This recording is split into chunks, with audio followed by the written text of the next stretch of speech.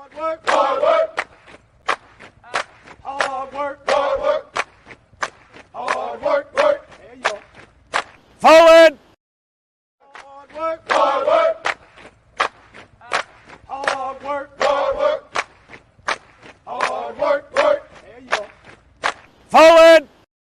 Hard work, hard work, hard work, hard work, hard work, work. There you go. Forward! Hard work, hard work, hard work. Fall in. Hey, good morning, good morning, good morning. Y'all know what it is. It's your boy Trey. And you're rocking this morning with E2G Sports Network presents First Formation Morning Sports Talk. You heard the cue. Fall in as we get ready to talk about some of the sports events and things that's currently happening, that's going on. Any case, and maybe a little spice of things here and there. When it comes to just in general news, conversation topics, and stuff of that nature. And then a splash of military here and there.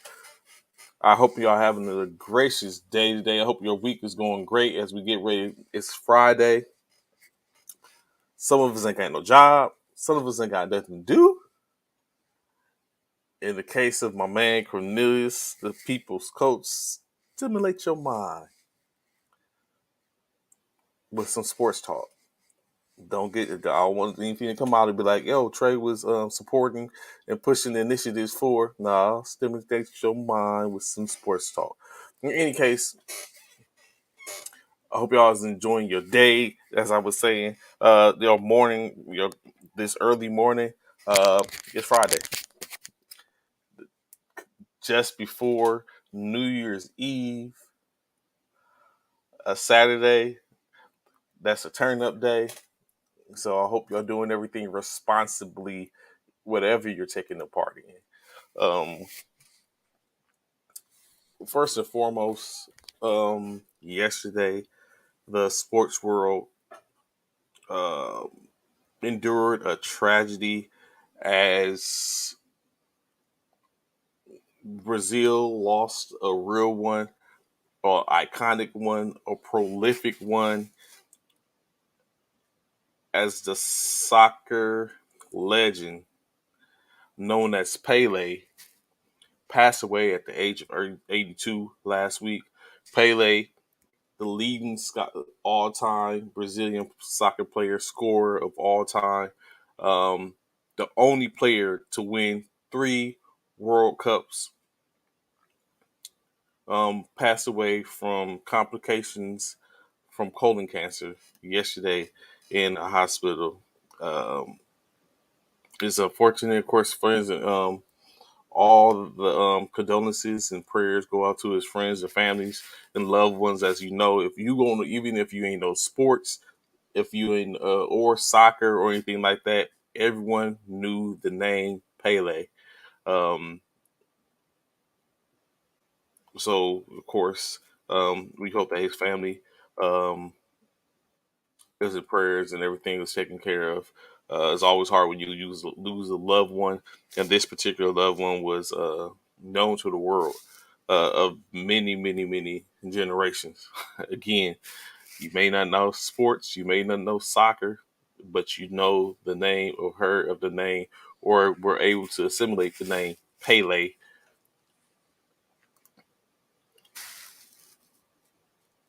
Other conversation, other news, boxing, right? So a couple of things going on in boxing over the weekend, and this isn't meant to be bring up negativity or anything like that, but over the weekend, boxer Javante Davis was arrested. Not over the weekend, I'm sorry, earlier this week. What's going on, understanding? Glad to see your information, sir, this morning. Hope you're enjoying your weekend.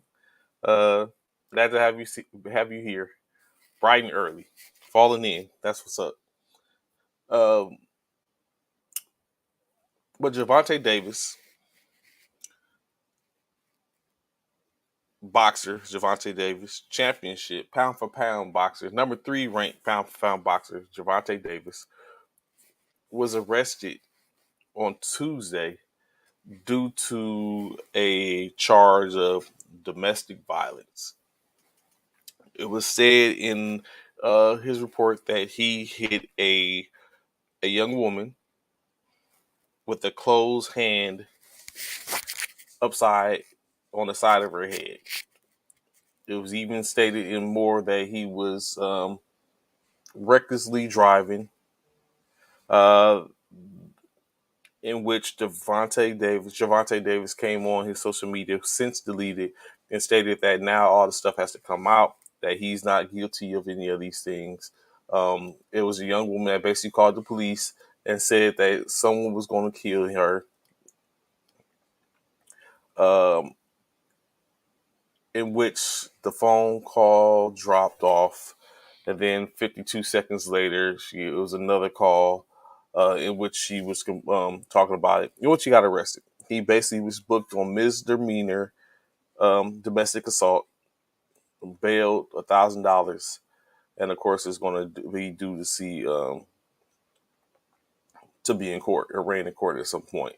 Now, Devontae Davis fights for the PBC, in which Javante Davis was supposed to have a fight earlier in the year, in which his opponent was brung up on sexual assault charges, which canceled the fight, in which they got someone to step in for Javante Davis and go from there. Additionally, after that, Javante did end up fighting said individual in which he was supposed to fight, in which he ended up getting the win in 6 rounds after that fight. The PBC has came out and said they're going over and monitoring the situation and investing, going through and doing their due diligence to find out if it is warranted to pull Javante Davis from this upcoming fight, because he's due to have a fight in on the 7th, just 2 weeks away. He's due to have a fight. I'm sure the PBC is also already tagged somebody to get them in position to to replace him if need be. Of course, with allegations, and I know there was some social media posts in reference to Javante saying that the woman had took his toothbrushes, basically his child's mother, had took the toothbrushes and smeared them in the child's dirty diaper and left them in the bathroom and all these type of things, in which he's trying to say that it wasn't just a one-sided thing. Of course, we've seen and heard stories about Javante Davis being an abuser in a sense. Uh, so more to come out on this story. Uh, I don't think I was about to say, is this a trend or is this something that continuously happens that you see a lot of for the most part I wouldn't just say in sports, but it's a life thing, domestic violence. No one wants to see their loved ones put hands put on them or anything like that. I know I've heard or came across things in reference to that in my personal life when it comes to family members and stuff having to face and do with that. Um, Never been my forte or even ideally to sit up and do that. I I can't even stand a bully. I hate a bully. Um, but it's just some of those things that hopefully that they get figured out. Of course we would have wanted to be the case when, especially when you have someone like Javante Davis that is up and rising, up and coming. You don't want to see them derailed by things of domestic violence, uh, or put away like that. So hopefully, all the allegations that come out aren't true, and it was just a miscommunication, something that him and his child's mother can rectify, and they can continue on amicably. So other conversations, other talks in professional boxing, which I think is a key move, greatly makes sense. The WBC has decide to enact a transgender only division in boxing. This way, of course, what this will do is ensure that you don't have a man that was born a woman boxing a man that was born a man, and or vice versa, where you have women that decide to become men that are boxing other women. This makes sense beyond all means, of course, like that. I believe, moving with the what is considered to be the transgender or the LGBTQ um, plus communities, it makes sense to keep these. Although others might feel the same type of way, but it does make sense where you have that because genetically you can do plenty of things, change your looks um, via surgeries, um, change your sex via surgeries, do everything you have to do, weight lift, and all that type of stuff via surgeries. But genetically, you can't make changes from that point, and there's just going to obviously be, in some cases, um, a benefit to your original sex versus what you identify with. So with that, of course, I look forward to see if there's not look forward, but I'm going to be looking out to see if there's any backlash or what the ideal is or what the transgender community says. How many are backing it? How many feel that this is an injustice to them? So that they again puts them in a category that separates them from others remains to be seen. But I think that's a good look. Uh, I will hope that is determined and seen as more of a taking care of um, those the transgender communities as opposed to seen as trying to set them aside and give them special privileges. Last night, let's get into some other stuff. I see my counterpart hasn't even pulled up yet, in which all the rah rah and talking in which we was having conversation yesterday when it comes to college sports, college football, particularly all that conversation and stuff in which we was going over and speaking about engaging with yesterday when it came to a particular team because he got on my case right here on this same broadcast show stream. He got on my case because I pointed out that one of the few teams that were playing wasn't ranked as they were playing against a ranked opponent. He got on my case and made a whole hoopla, fuss, all that, right? So I relented and digress to it. And when I got off the phone with him yesterday, we talked, and he was like he was going to be sitting front and center in front of the television and watching that game, in which I was very optimistic for him. I was like, you know what? I hope they get the win. Very optimistic for him. Sometimes optimism is just not enough. But we'll get to that soon. Of course, there was 3 bowl games yesterday, slated bowl games. In those 3 bowl games, between the 16, there were 3 ranked, 3 unranked. In one of the games, no ranked opponent played one another. In another game, one ranked opponent played against an unranked opponent. And in the first in the other game, both teams were ranked. That's kind of off, of course. The first game, Syracuse versus Minnesota, in which Syracuse fell to the Golden Gophers. Minnesota with the victory, 28-20 in the Bad Boys Motor Pinstripe Bowl. Minnesota wins 28-20 again. 9-4 on the season to end their all games, and as they get ready for the next year. Syracuse 7-6 with the loss. Unfortunately, Syracuse did have something going on. They were a hot team initially, is when it first started out at the beginning of this the NCAA season. As we said, always it's crazy how one thing happens, and then as we get deeper and deeper to the season, it starts to take a whole different type of turn. Um, Additionally, next year, ACC and a Big Ten matchup, and we see where that puts us. Um, the second game of the day, the Cheez It Bowl, where only one person can be victorious. Although I sit here and I laugh, I'm not going to even hold you. It wasn't a bad game. Uh, in-state. Oklahoma faced off against 13th ranked Florida State. Oklahoma put up a fight, but it just wasn't enough. Dylan Gabriel, 14 for 24, 243 yards, one touchdown.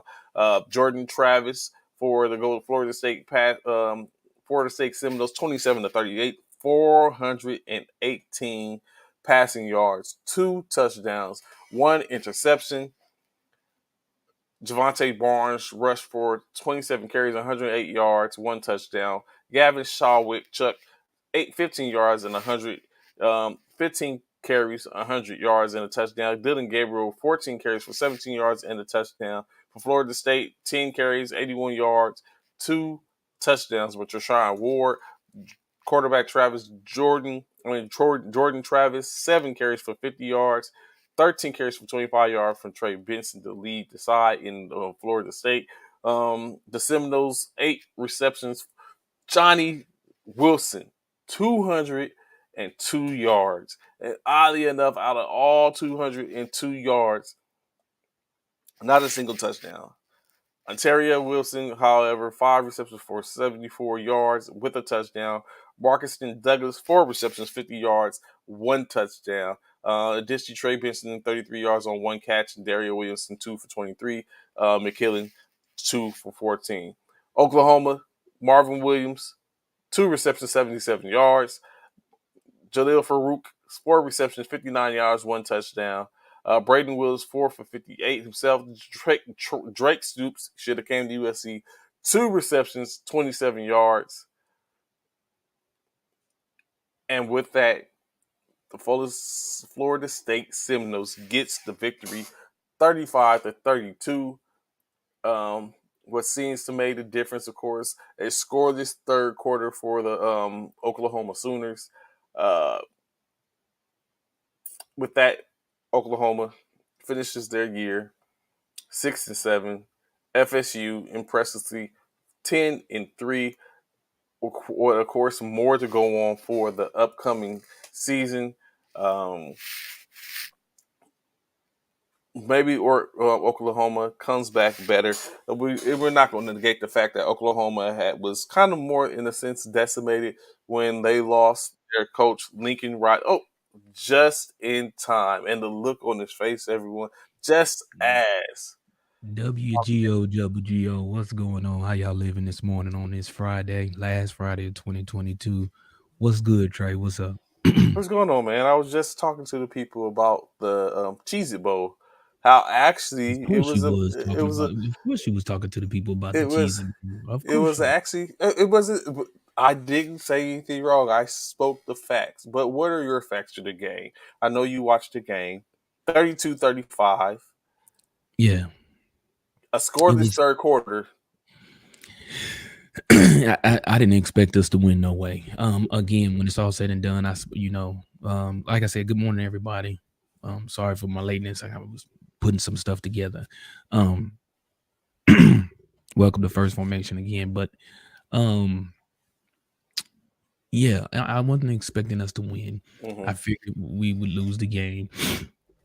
Like I've been saying all season in regards to Brent Venables, Dylan Gabriel, just those they don't impress me at all. Mm-hmm. I feel like Dylan Gabriel was at UCF for a reason.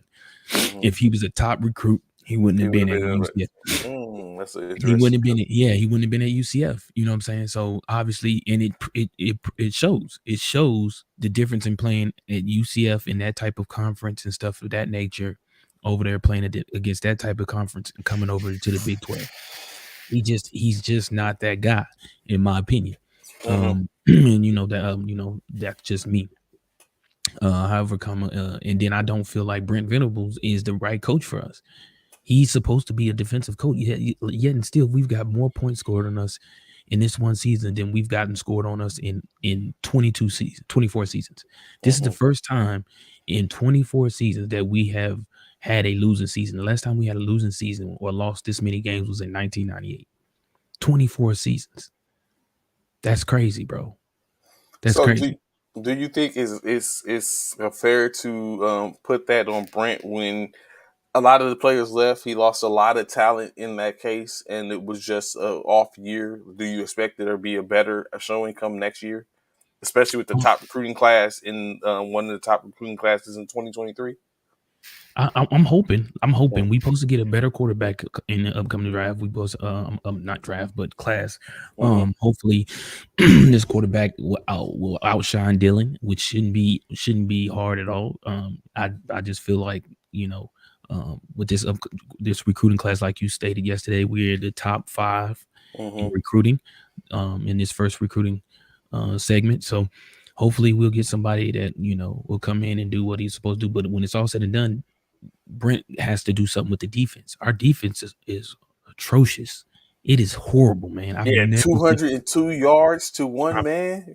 I've never seen our defense that bad. I mean, we've had some suspect defenses, but man, for you to be a defensive coach, that defense doesn't show that you're defensive minded at all.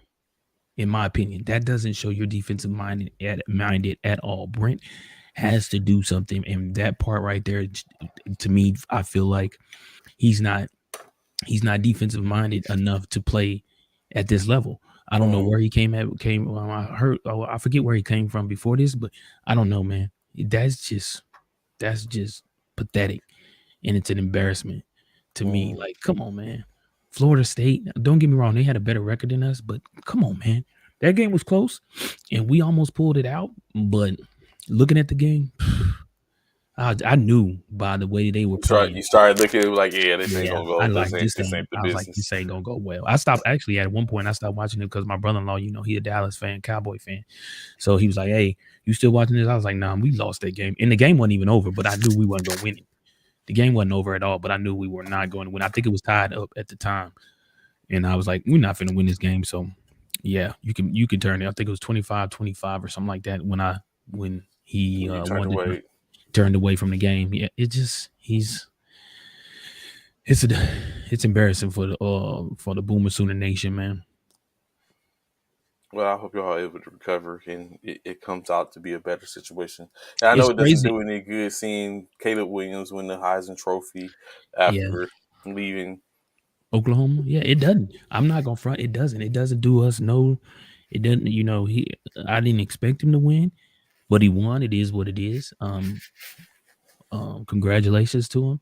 I was just talking to one a guy in which I went to high school with. He's of course, a Sooner fan too. And we was just talking, and he was talking about how he had posted a picture of Dylan Gabriel on his Facebook page, and all I put on there was I put the word trash, and then I had the trash bin. And he was like, "Well, no, he was like Mims, isn't a number 1 receiver, so forth and so on." I was like, if you really think about it, Mims is. He's like, and he was saying Mims isn't that dude, but Mims really. If you look at Mims' numbers when Caleb was there, he was productive. He very, very productive. Like Mims was that dude coming into this season before Caleb and old boy left. And then Dylan comes in, he underthrows him. Like Caleb, Mims is wide open for an easy touchdown. He underthrows him. Like this dude, everybody talk about how accurate Dylan is. I don't see the accuracy. I see a lot of forced passes that he's lucked up and the receiver was able to catch him. But in my opinion, nah, he's not. He could go back to UCF because he's definitely not a Sooner caliber quarterback. Especially when you look at it, Kyler Murray, Baker Mayfield, Caleb Williams, even Jalen Hurts. And technically, even Rattler, even though it took a while, but Rattler. I'd rather have Spencer Rattler than Dylan. I'm not gonna lie. I'd rather have Spencer. And this thing, all 5 of them, Caleb, Jalen Hurts, Heisman hopefuls, all of them. Dylan wasn't even in the conversation. That right there tells you something right there, bro. How you had 5 Heisman hopefuls, 2 of them win the Heisman. 1 is runner-up. The next 4, actually, my bad, 3 win the Heisman, but Caleb won it over in USC. But he was at Oklahoma. 3 win the Heisman. 1 was a runner-up in Jalen Hurts. Spencer Rattler was a Heisman candidate last year.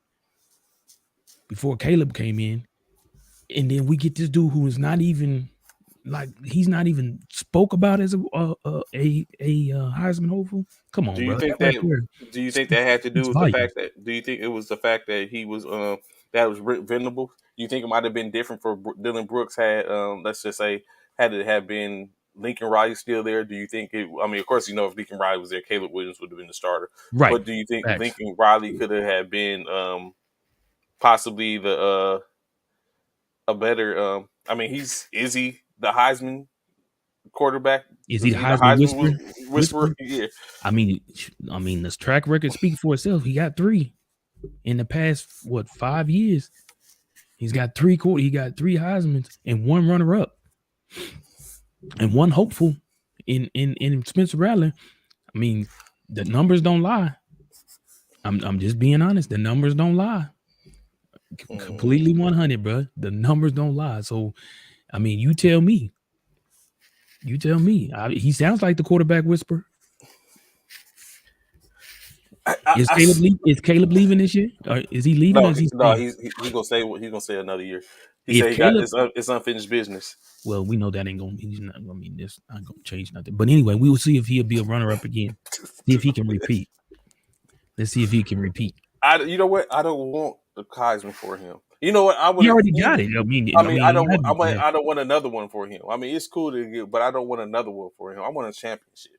Well, that's what we I all want a want. championship. We all want a championship. We also all want to win the lottery. But I mean, we know he's not finna win a championship out of USC, man. We know this. No, we don't. Oh yeah, we see. We do know. You don't want to. You don't want to know. There's a difference. We know, but you don't want. No, to we do not. You do not. You know what? You do not truly believe, Trey, that Caleb Williams and USC could beat any of the top teams that are in the college football playoffs right now. They can't beat Georgia. They can't beat Ohio State. You know they can't. Come on, bro. So TCU. we would have beat TCU. Y'all would not beat TCU, bro. Y'all would not be. Did you see that? You see what that running back did? Y'all would not beat TCU, bro. Y'all would not beat TCU. Y'all will not beat Ohio State. Y'all will not beat only team y'all might have a possibility of beating, and it would be close. It'll be down to the wire, and I would love to see that. You already right there on the head. Oh, it's right coming. there. It's coming in 2 years. That right there on the head. That's the only team I feel like y'all would have a possibility of giving them a run. Everybody else, bro, nah. It's possible. Not on duty. So, additionally, one other game last night, Valero Alamo Bowl. I'm glad they lost too. The Tank Yeah. The number 12 ranked University of Washington versus the number 20th ranked Texas University of Texas. Quinn Ewers, a top recruit. Quinn Ewers, 31 for 47, 369 yards and a touchdown. Michael Penix Jr. for the Huskies, 32 for 54, 287 yards, 2 touchdowns, 1 interception. Additionally, Ewers had 4 carries for 6 yards. Jonathan Brooks, 6 carries for 18 yards, 1 touchdown. Killian Robinson, 8 carries for 27 yards. Wayne Talapapa, 14 carries, 108 yards, and a touchdown for the Huskies. Richard Newton, 11 carries, 44 yards. Michael Penix Jr., 3 for 6. But, of course, where it really make a difference at Casey Kane, 4 receptions, 108 yards. Xavier Worthy, 7 for 84, 5 for 44 from Jordan Washington. Killian Robinson, 6 for 40. Jonathan Brooks, 2 for 37 with a touchdown. For the I keep getting ready to say the Cougars. For the Huskies, Jalen McKinney, 8 receptions, 58 yards, 1 touchdown. Roman Oduns, 5 receptions for 57 yards. Jalen Polk, 5 for 45. Taj Davis, 4 for 32 and a touchdown. And Westover, 4 for 32. Just edging out, of course, Texas. It seems like it makes a difference, as unscored quarter. Texas falls to 85 on the year, but I'm very sure feeling that they're going to play on something as Quinn Ewers will be back next year, I'm sure. Additionally, they have recruited. They have one of the top recruits in Arch Manning. He is now a Texan. A Texas, a Longhorn. So they have. I'm so Um, sorry for him. I can't say that because I can't say that. My bad. I can't say that because Texas beat the brakes off us this year. I cannot. They kept us scoreless, so I cannot say that. You know Texas what? I almost think had Alabama too, if you remember. yeah, they did in the first game of the season. Yeah, Ewers. If Ewers hadn't went out, it probably would. Alabama probably would have been out done early in the season. right, right. Washington, number 12, ranked 11-2 on the year. Shout out Pac-12 uh, for doing a great job. Doing great things over in the Pac-12. Very appreciative of that. Unfortunately, we gotta go, but Well, Pac-12 has been great. mm, What mm, came up? We didn't get a chance to talk about this yesterday, Bishop. And I mm-hmm, want to get your insight on this. mm-hmm, Hall of Fame safety Ed Reed was mm-hmm. announced as the head coach for Bethune Cookman. Cookman, yeah. When as a two things as a player or potential player is one question is as a player, are you looking at playing for these caliber of players turned coaches as your Hall of Fame players and people that you might have or you get to see clip for? And on the other side of the spectrum, as a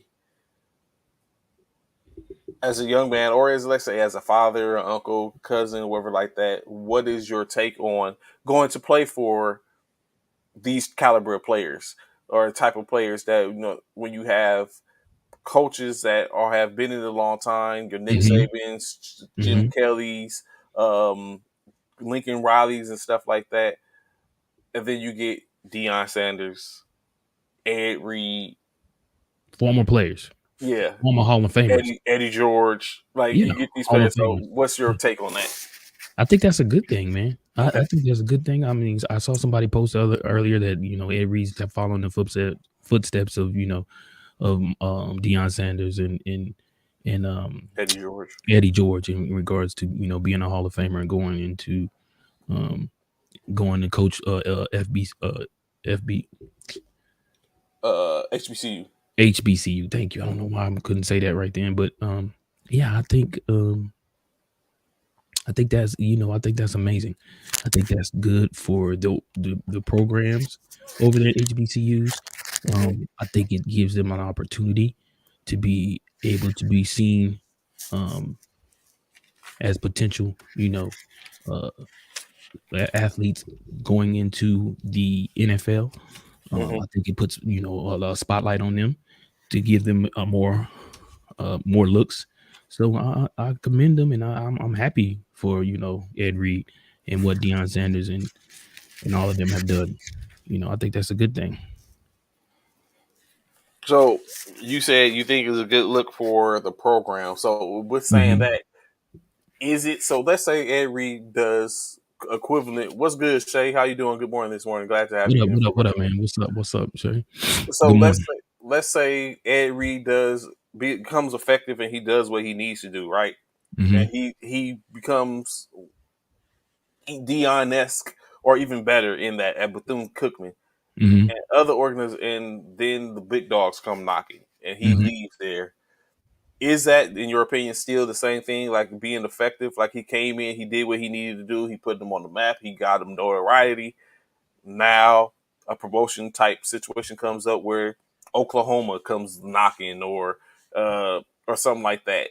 Does that Mm-hmm. is that a good? Do you think that still does the HBCU community in when it comes to college sports, college football? Is that you think that's still a good look? Absolutely. I still, like I Okay. said, I mean, for Dion, man, shouts out to him for being able to do what he did Hmm.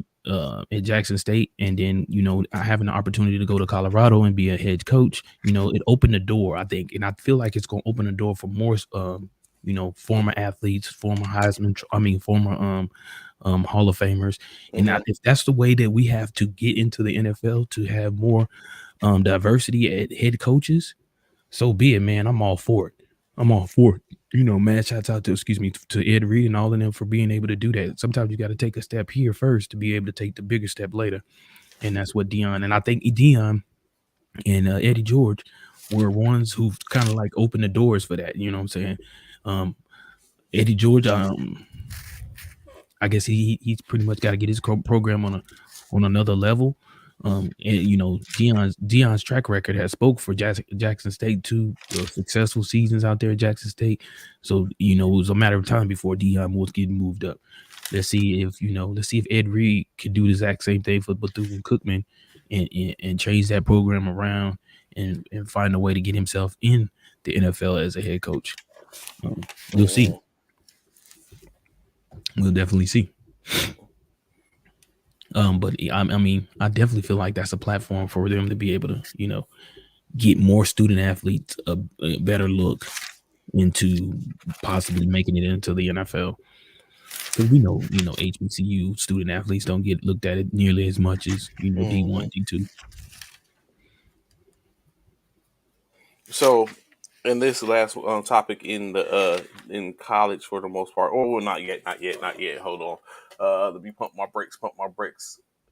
Take it back. So, of course, today being Friday, we got a couple of games today, we right? got some games tonight. Like I said, now we're getting to the point to where all these big names, these big schools are in the conversation in a sense to a degree. What I told you. Yep, the good games come on after Christmas.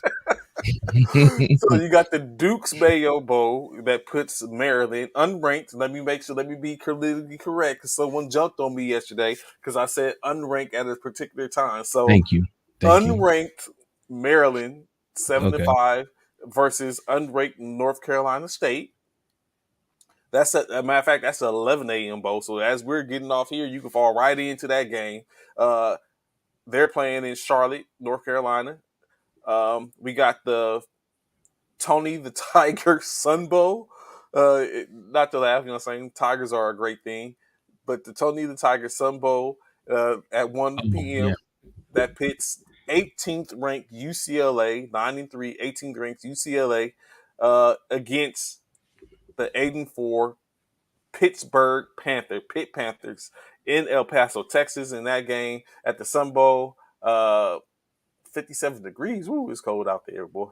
At 2:30 p.m., the Tax Slayer Gator Bowl, played in Jacksonville, Florida, at the TIAA Bank Field, has the aforementioned Spencer Rattler for South Carolina, number 19th ranked South Carolina. 19 ranked. And think about it.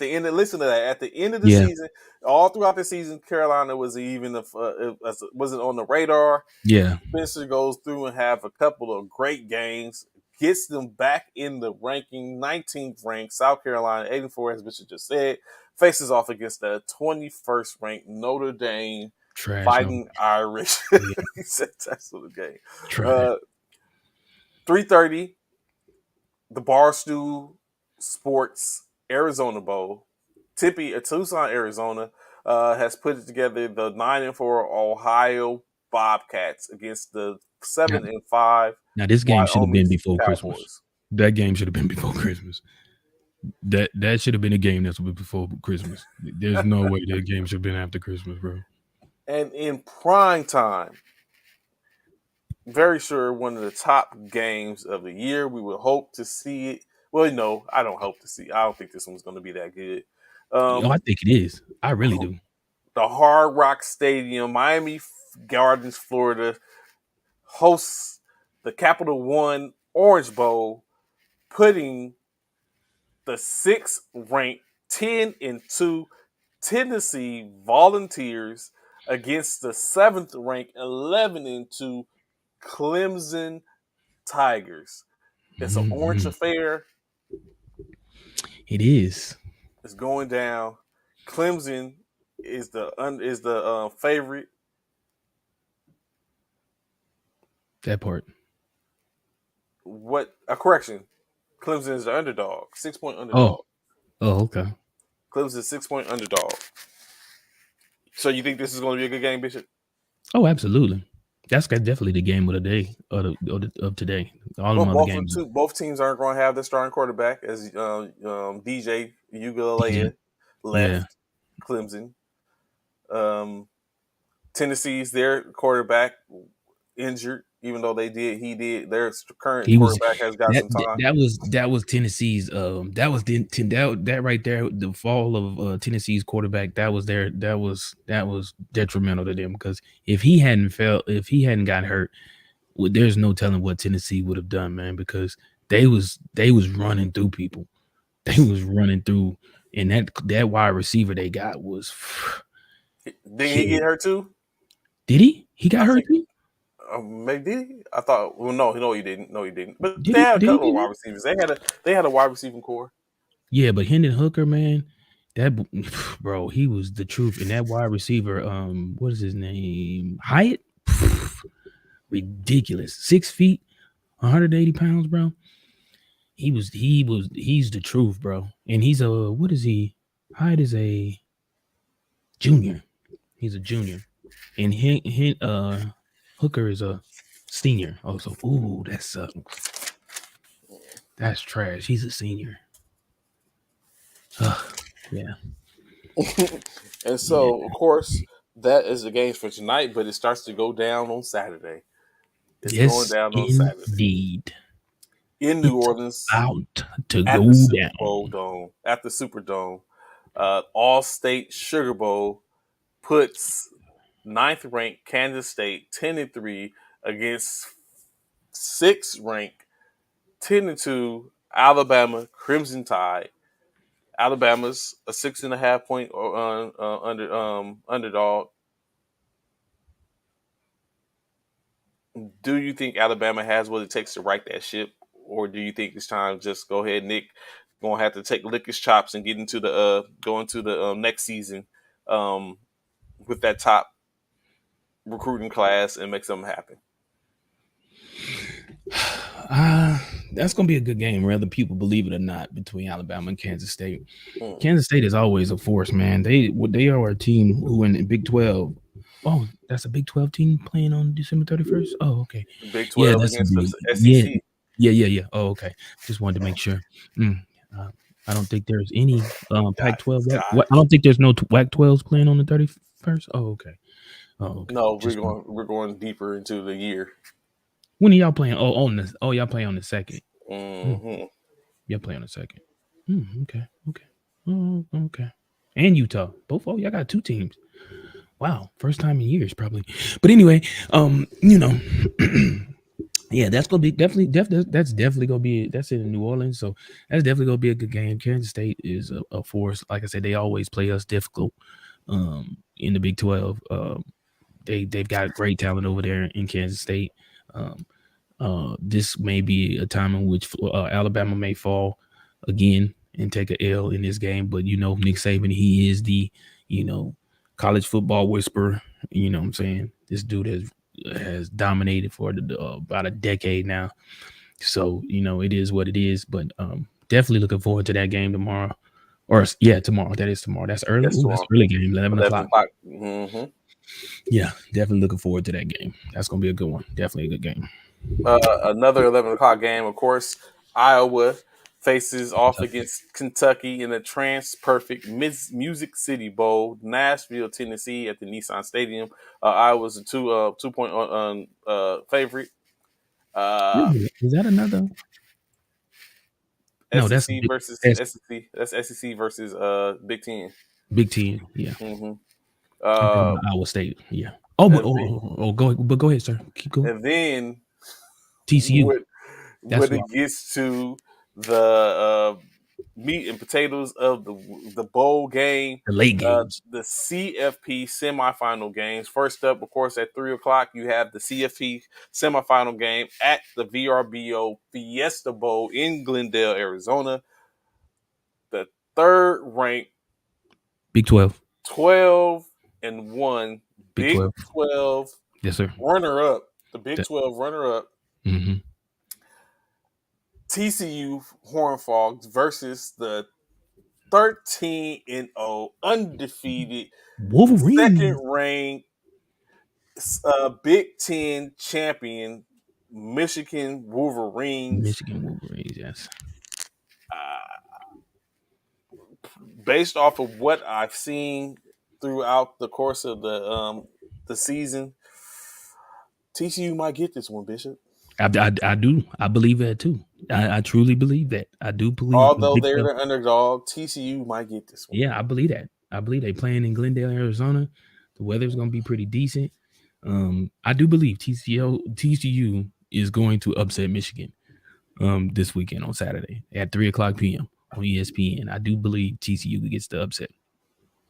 And then, of course, in the other game, the late game, defending champion The Bulldogs. Georgia University of Georgia Bulldogs, number 1 rank, 13-0, SEC champion, face off against the runner-up, Buckeye. 11-1, 4th rank, Ohio As they like to State say. The Buckeyes in the Buckeye. Mercedes-Benz Stadium, Atlanta, Georgia. Stand up, Georgia. That's gonna be a good one. Is it fair that Georgia gets to play in their home state? Hey, they Gets that earned it. benefit? They How did earned they it. earn it? They CFP, the earned it. Chick-fil-A Bowl, Peach They Bowl. earned it. They 13-0. They earned it. So it's Michigan. Michigan ain't playing in well, Michigan I don't think they have a ain't major bowl game in Michigan. They don't. They don't. Does Ohio State have a chance here? Probably not. Not playing in Georgia. Not playing on Georgia's turf. They probably don't. I'm gonna be honest. They probably don't. It's gonna be a good game though. It's gonna make for a damn good game. I'm not gonna lie. That's definitely gonna make for a damn good game. That's probably gonna be the closest game. Well, no, that TCU Michigan game probably gonna be close too. But that game, the Ohio State and Georgia game, is definitely gonna be the game of the night. If it comes down to what we said, can a TCU team beat a Michigan? Georgia team? Oh, in the college football championship. If it comes down to what we just said, TCU over Michigan, Georgia over Ohio State, which would put That's in TCU Inglewood, California. So it's neutral ground. Inglewood. Yeah, I don't know, man. That's ooh, can TCU beat Georgia? I don't know, man. You know what? I'll be able to tell you that once I see how they play How the against games Michigan. play each other, how they play against how they each play other. against Michigan. Yeah, depending on how they play against Michigan, which I did say I believe TCU will upset Michigan in this game. But in the Music City Bowl, but the Trans Perfect Music City Bowl, should I say? But depending on how they play and how they beat Michigan and how if Georgia dominates Ohio State, we shall see. We shall definitely see. Then they got a whole week off before they play in the national championship. So that means football season is almost over. College football season is almost over. Well, that means we're getting very close to the end of close to the end of the NFL season too. Because it's always a month later. But we have XFL and USFL. Let's hope fill the void. Let's hope it pans out. Let's hope. So what, Bishop? I seen something yesterday, bro, and it was kind of. I hate to say it, but the SEC is hella dominant, man. Oh yeah, the SEC is hella dominant. I was looking at the last 30. That's 30 years. The last 30 college football national champions. And at one point, the SEC had a run. Oh yeah, they dominated the Clemsons, the Ohio. I mean, the Clemsons, the Alabamas, the Clemsons, the Alabamas, the at one point LSU's. At one point, and then when you sit up and add now, because some of these people that's on this list are moving to these divisions, that makes a complete difference. So from 2002 to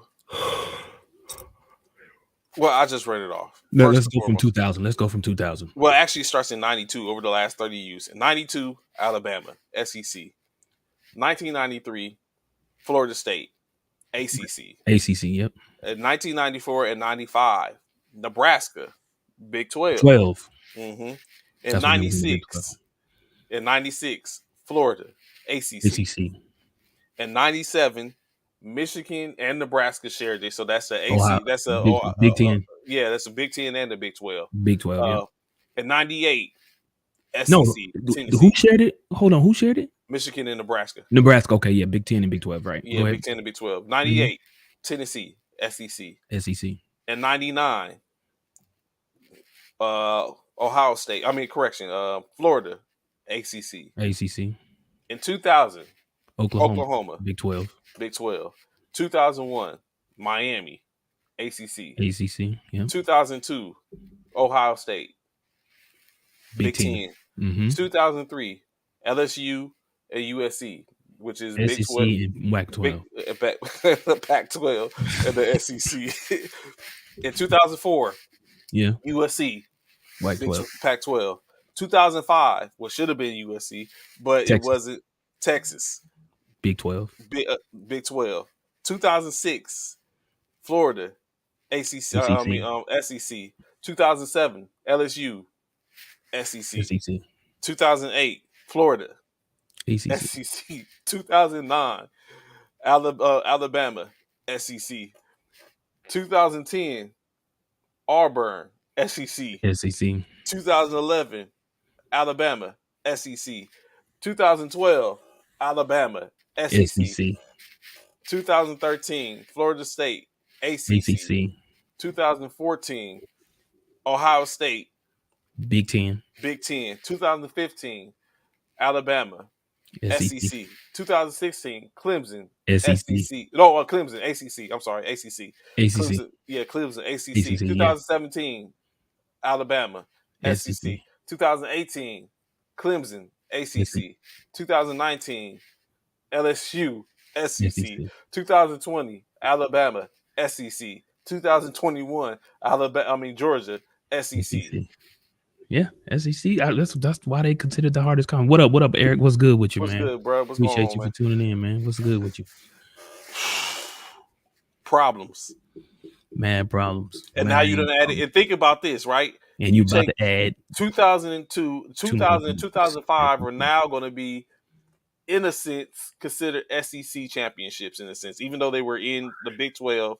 Yeah. 2000, you just added 2005 and 2000 that's strong. That's to why the we SEC. going over there. That's why we going over there, baby, man, to make a difference. And then on the opposite side of the spectrum, you add USC 2000 and 2003 to the Big 10. But SEC is, bruh, why? Why? I don't understand it. Conference. Why? And we're not talking about the whole conference, though. It's only a couple of teams in the conference. Yeah, I said it. I said the LSU's, the LSU's, the LSU's and Georgia's and Alabama's currently. And then you go back, you add the Floridas. Yeah. Yeah. Bro, I don't know what to tell you. It is what it is, man. Tennessee. In Tennessee, yeah. Auburn. Come on. Yeah. It's crazy. I was like, I looked at this. I was like, this is ridiculous. Why are they so dominating? Yep, dominating. Pepper. That team. They are them guys, man. They are them guys. And that run from 2007 to 2012? Yeah, straight SEC, pretty much. Yeah, it was bad. Now, not to be taken away, they're like those are the champions. Like, of course, all of them games were played where it was opposite, but they were just dominant. I guess that even makes a better case. They dominated those teams that they was playing against. Some of them they played against each other, right? Because remember that year, LSU and Alabama played against each other in one of the championships. Yeah, facts. Straight facts. We got to make Big Ten. We got to make a difference. That's basically what it comes out to. Big Ten, now we have to make a difference. Moving on into NBA, a little the NBA topic. Of course, there was a small amount of games. Looks like it's this year SEC. I don't know about that, Eric. Does Georgia continue on, Bishop? We only time will tell. We gonna see. You said you want to look at it. Yeah, depends. Because technically, we only got three. We only got three divisions that conferences that are represented in for the championship now. Two Big Ten teams, a Big 12 team, and a SEC team. Mm-hmm. So you're guaranteed to get a Big 12, a Big Ten team in. Yeah. Oh no, you're not. Correction. No, you're not.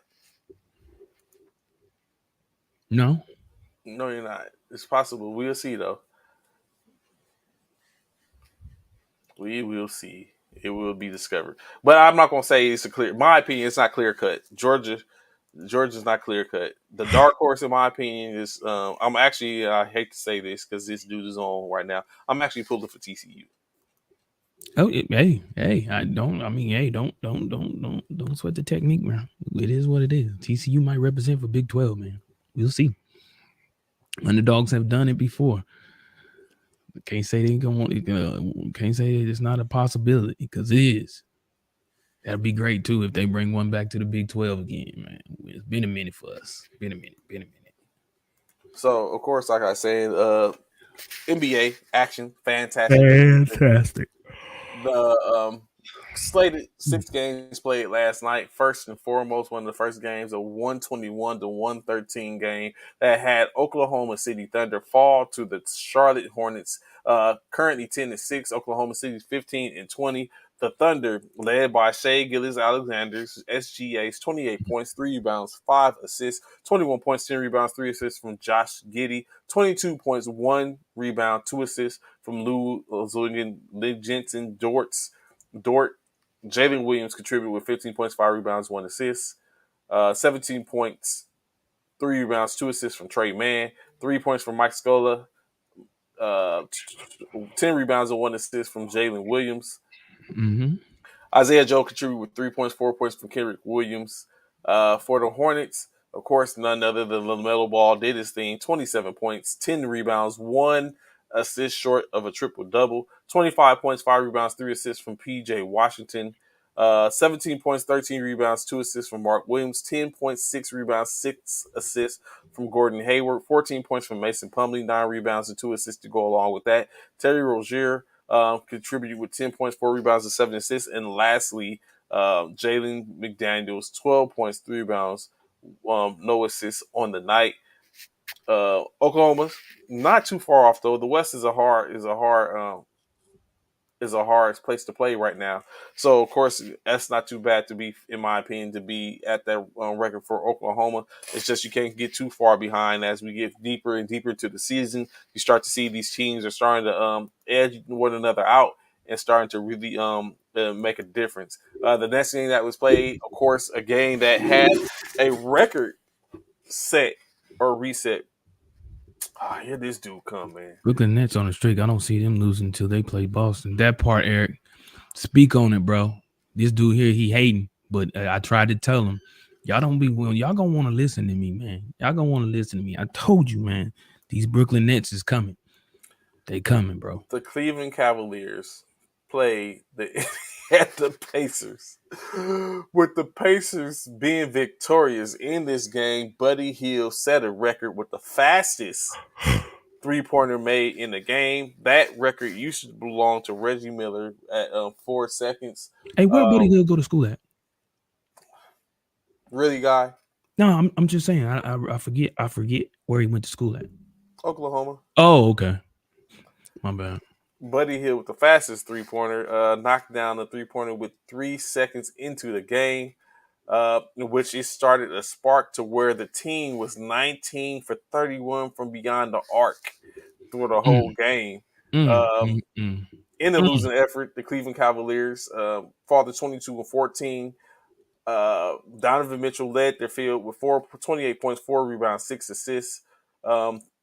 18 points, 1 rebound, 8 assists from Darius Garland after he dropped those 47 points the other night. The points for Evan Mobley, 13 points, 7 rebounds, 7 assists, 7.6 rebounds, 2 assists from Lamar Stevens. 19 points from Karis LeVert, 3 rebounds, 2 assists, 12.6 rebounds and 1 assist from Kevin Love, and Isaac Okoro finished the night with 10.3 rebounds and 2 assists for the Pacers, led by Tyrese Halliburton's 29 points, 2 rebounds, and 9 assists. Buddy Hield dropped 25 points, 3 rebounds, and 3 assists on 6 of 7 shooting from beyond the three-point. You see why the Lakers have been adamant in trying to get him into their fold. 23 points, 3 rebounds, and 1 assist for rookie Benedict Mathurin. Aaron Nesmith with 22 points, 2 rebounds, and 1 assist himself. Miles Turner to 14 points, 12 rebounds, 3 assists, and basically just a whole collective effort from the Indiana Pacers squad that allowed them to get that W and continue on 19 and 17 on the year, 2 games about 500 as they continue to make their way up the Eastern Conference standings. Another game last night, 4 more games. The Grizzlies victorious in Toronto, winning 119 to 106. The Grizzlies improved to 21 and 13 on the year. Toronto 5 games behind 500, which isn't good in the East because the disparity between the teams is a little bit different. With 15 fall to 15 and 20, with the 119 to 106 loss, the Grizzlies was led by Dylan Brooks, 25 points, 3 rebounds, and 6 assists, 19 points, 4 rebounds, and 17 assists from John Morant, 17 assists. I can see why he wasn't the leading scorer. He was dishing them and letting someone else eat. 16 points, 5 rebounds, and 4 assists from Desmond Bane as he seems to be getting back into his groove of things.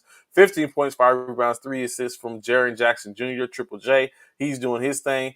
Steven Adams with the double-double, 14 points, 17 rebounds, 3 assists on the night. John Conchar, 7 points, 7 rebounds, and 1 assist. 6 points, 5 rebounds, 1 assist from Santa Adama.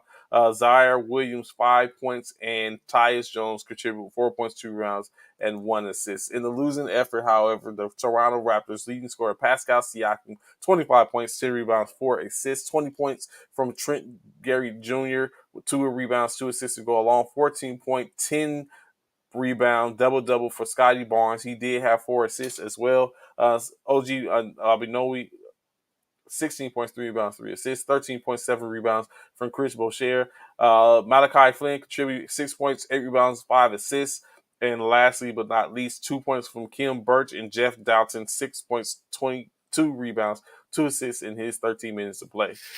So now the Raptors have basically falling a little further behind. But, of course, like I said, it's a long season. 35 games into it now at this point. They still have an opportunity. They can go basketball is a game of runs in which they can go on a hot one and basically turn it all around. We'll look up and they'll be the Eastern Conference leading team. Another game, the Boston Celtics, the Los Angeles Clippers. The Boston Celtics has been synonymous with winning over the course of the NBA. As we know, 16 NBA championships, even though What Have You Done For Me Lately comes into play, they still got 16. In this case, 16 is a magic number as the Celtics win 116 to 110 over the Los Angeles Clippers. I will pump my fist, but it does no good when your team is behind and sitting at 13th in the conference. But in any case, the Boston Celtics 116 to 110, 26 and 10 with that W, dropping the Clippers to 21 and 16. In the losing effort, the Clippers, Kawhi Leonard, 26 points, 8 rebounds, 3 assists. Paul George, 24 points, 4 rebounds, 6 assists himself. 19 points, 4 rebounds, 2 assists from Norman Powell. 12 points from Marcus Morris Sr., 13 points from Ezeka Zubac, as well as 11 rebounds to go along with that. Reggie Jackson, 8 points, 4 rebounds, and 3 assists. 8 points, 1 rebound, 4 assists from John Wall. 2 rebounds, 2 assists with Nicholas Batum. For the Celtics, 29 points from Jason Tatum, 11 rebounds and 1 assist to go along with that. 17 points, 3 rebounds, 9 assists from Marcus Smart. 15 points, 2 rebounds, 4 assists, Derek Williams. 29.7 rebounds, 2 assists from Jaylen Brown. Boston Celtics has the illest backcourt in the NBA. Oh, they're not even the backcourt. They have technically, the illest wings in the NBA, in my opinion. Grant Williams, 3 points, 10 rebounds, 2 assists, 12.6 rebounds, 1 assist from Robert Williams. Sam Hauser, 3 points, 3 rebounds, 1 assist, and Peyton Pritchard in 6-minute plays did not score. Boston, fam, 29 points apiece. Who had 29 points apiece? Jason Tatum and Jaylen Brown. Jaylen Brown, that's right. Yeah. That's a tandem right there, boy. That tandem ain't I no was joke. just saying the illest wings That in tandem ain't NBA no joke. and drafted. They drafted them cats. Yeah, Not yeah, trades, drafted. yeah. What's good, What Anthony? up, What's going Anthony? on, What up? bro? What up? And what up, AP? What up? What's good? Them dudes, man. Goodness. And they, like I said, they get the win over the Clippers, so I can be happy for that. Yeah. If now we can get the Lakers to do their thing. That won't happen. But anyway, The next game, of course, the I almost said Brooklyn, New York Knicks stand face up. off against the Go ahead. You can say Antonio. it. You No, can do it. no, You we can was do gonna it. say they played the Brooklyn, Knicks. stand up. No, ain't no Brooklyn, Brooklyn stand up. stand up. Brooklyn, sit down. Uh, Want us to sit next to them damn Lakers, don't you? I know. That ain't gonna happen. it's a long season. Just It you wait. is. We ain't even halfway. Let's go. 122 to 115, but it didn't go as what we thought. 122 belongs to the San Antonio Spurs, now 12-23 on the year. The New York Knicks 18-18 at 500 with a 115 loss. However, they were led 41 points, 11 rebounds, 7 assists by Julius Randle, 36 points, 7 rebounds, 7 assists from Emmanuel Quickly, 11 points, 2 rebounds, Evan Fournier, 9 points, 4 rebounds from Quentin Grimes, Derrick Rose, 3 points, 4 points. Isaiah Harrison, 2 points for Jericho Sims. 9 I just said that 9 points, 1 rebound, 2 assists from Miles McBride. So there definitely was it was very uneven when you look at two players with over 35 points and everyone else just barely scratching the surface. They Yeah. had to been feeding for the Spurs. Keldon Johnson's 30 points, 3 rebounds, 1 assist, 23 points, 3 rebounds, 2 assists from Romeo Langford, 12 points, 5 rebounds, 1 assist from Jeremy Socon, 13 points, 8 rebounds, 6 assists from Trey Jones, Jakob Papato, 9 points, 12 rebounds, 2 assists, 9 points from Stanley Johnson, 8 points from Doug McDermott. Zach Collins contributed with 5.6 rebounds, 2 assists. Josh Richardson, 9 points, 3 rebounds, 4 assists, and Malachi Branham, 4 points, 1 rebound, 1 assist. Bishop, I know they're 12-3, but is there an infinitive love for the San Antonio Spurs down there in San Antonio, or are they fickle fans where they're like, man, they whack? The San Antonio Spurs fans are like you know what I'm saying, like Cowboy fans in a way. They believe that black and silver, man. They love the Spurs down here, man. So man, shouts out to the Spurs for the win over the Knicks, man. 122 to 115. They came out to play, man. It's a young team, man. Pop is trying to get that team back on track. So A team without a bunch of stars, without a right. star and stuff like that. Yeah. Right. So they trying to get that team back on track. Yeah. And, like I said, it's a young team, so they try to do their best to get to where they need to be, and they doing some things. They trying to make some noise, man. In the NBA, they definitely trying to make some noise without And of question. course, the last game from last night, though, as a Texas thing, the Houston Rockets were hosted by the Dallas Mavericks, and of course, people, there was that man again. Mama, there go that man again.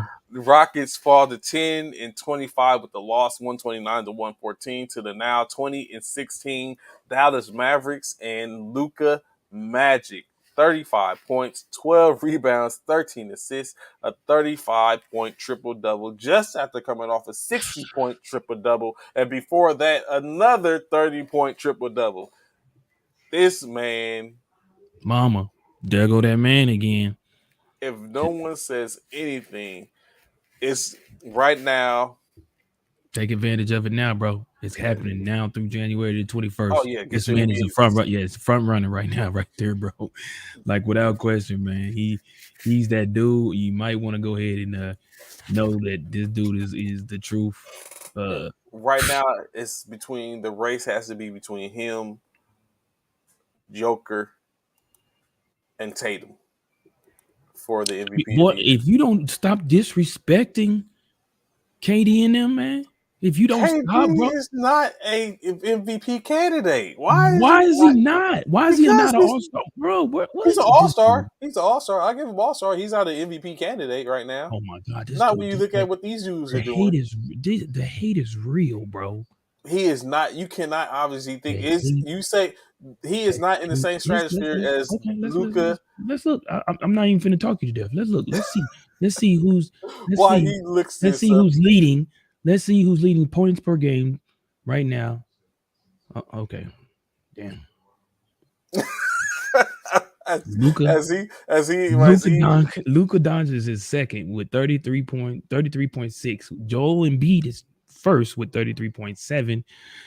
The Greek Freak is at 31.7 at number 3. Shea Gildas Alexander's at 31.5 at number 4. And number 5 is that man you just spoke about a few seconds ago in Jason Tatum at 31.1. Those are the It's top becoming a 5 in scoring lead points for per real. game. To He help out is Lucas, second. 35 points, 21.6 rebounds, 1 assist from Christian Wood, 18 points for a rebound, 1 assist Tim Hardaway Jr., 19.6 rebounds, 1 assist from Dwight Powell, 15 points, 4 rebounds, 6 assists from Spencer Dinwiddie, 4 points from Bertrands. Kemba Walker got in 13 minutes, 3 points, 3 points from Jaden Hardy, JaVale McGee, 4 points, 1 rebound, 1 assist, and Theo Pinson, 3 rebounds, That is crazy, Anthony. 3 points, 1 rebound. 95 points in 3 games. That's crazy. 31-point average.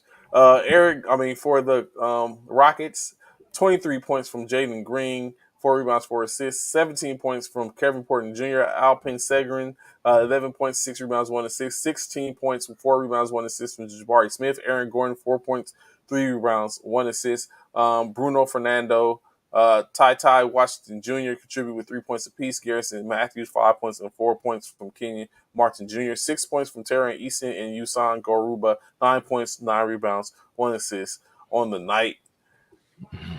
But whew, Yeah. I mean, yeah. he is showing day in, day out. Do you see him slowing down, or do you think this is just like No, I think this is what Luka's going to be. I do not see Luka slowing down. I think this is what it's going to be. But does he have enough in the tank? He probably not can't do it by by himself? himself. He Yeah, yeah, can't. yeah. We've all said Luka He can might play burn out ball. at some point. He can play ball. He's definitely a shooter. He's definitely can finish at the rim. His defense and all of that. But we all know he can definitely, like you said, he can make up for it on offense. But again, it cannot just be him. He has to be. He needs more. He He needs a needs more to Jaylen be. Brown. Yeah, he needs a Jaylen Brown, a Tatum, a Devin Booker. He needs a supporting cast, and he doesn't have that in Dallas. He doesn't. When you knocking down 60 points and you got a triple double, 60 points, over 10 rebounds, and over 10 assists, bro, that tells you he don't have no help. Yeah, if you got 20-point rebounds, but then you only got 10 assists, that means you're not Yeah, you getting the ball and you got to go do it yourself. yeah, you don't have no supporting cast, and that hurts them. That's what's not going to get them help them in the Pass the yeah. in the postseason. That's what's not going to help them. And we've said that about that Dallas team. They need help. He needs help, not they. He See, needs he help. had help in Porzingis though, or And they got rid of him. because he didn't want to share the ball. Well, that Right. was the comment that he didn't want to share the ball. That he felt like it was his team, Right. and yeah, Right. Which we clearly see is Luka's team, without question. Without question. Is of Luka's team. course, there's a 9-game slate tonight in the NBA. The Wizards will be taking on the Magic in Orlando. The Los Angeles Lakers travel to Atlanta to do battle with Trae Young and the Hawks. This guy. The Toronto Raptors will be hosting the Phoenix Suns. The Milwaukee Bucks host the Minnesota Timberwolves. Chicago Bulls will be hosting the Detroit Pistons, in which we're going to say The something about game of the the night Pistons in right a here is second. next one. The New Orleans Pelicans. No, You know not what? that one. I Oh, could yeah, have that one. Yeah, that game. one. The Yeah. New Orleans Pelicans. I wonder if can I still get them? Yeah, I don't feel like that's the driving back game and forth. tonight. That's the The New game. Orleans Pelicans to do Versus battle with the Sixers. Philadelphia 76ers tonight, the 7:30 game, primetime game. Denver Nuggets and the Miami Heat. The Sacramento Kings with the Utah Jazz. And lastly, the Golden State Warriors at home versus the Portland Trailblazers. So, Bishop, I see you said the game of the night, you believe the New Orleans Sixers. Pelicans. Yep, Sixers and Pelican game. Yeah. Oh yeah. Oh, I should have went Because to I this see. game. I don't know. We've yet to see it happen, but I feel like we in for a posterizing of Zion on Embiid. Feel like it's coming.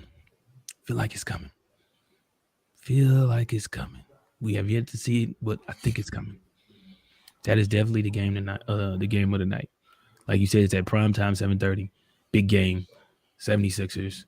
Let's see, 76ers, Pelicans. We 76ers are 20 and 13. 4.5 games behind the Celtics, who are 26 and 10.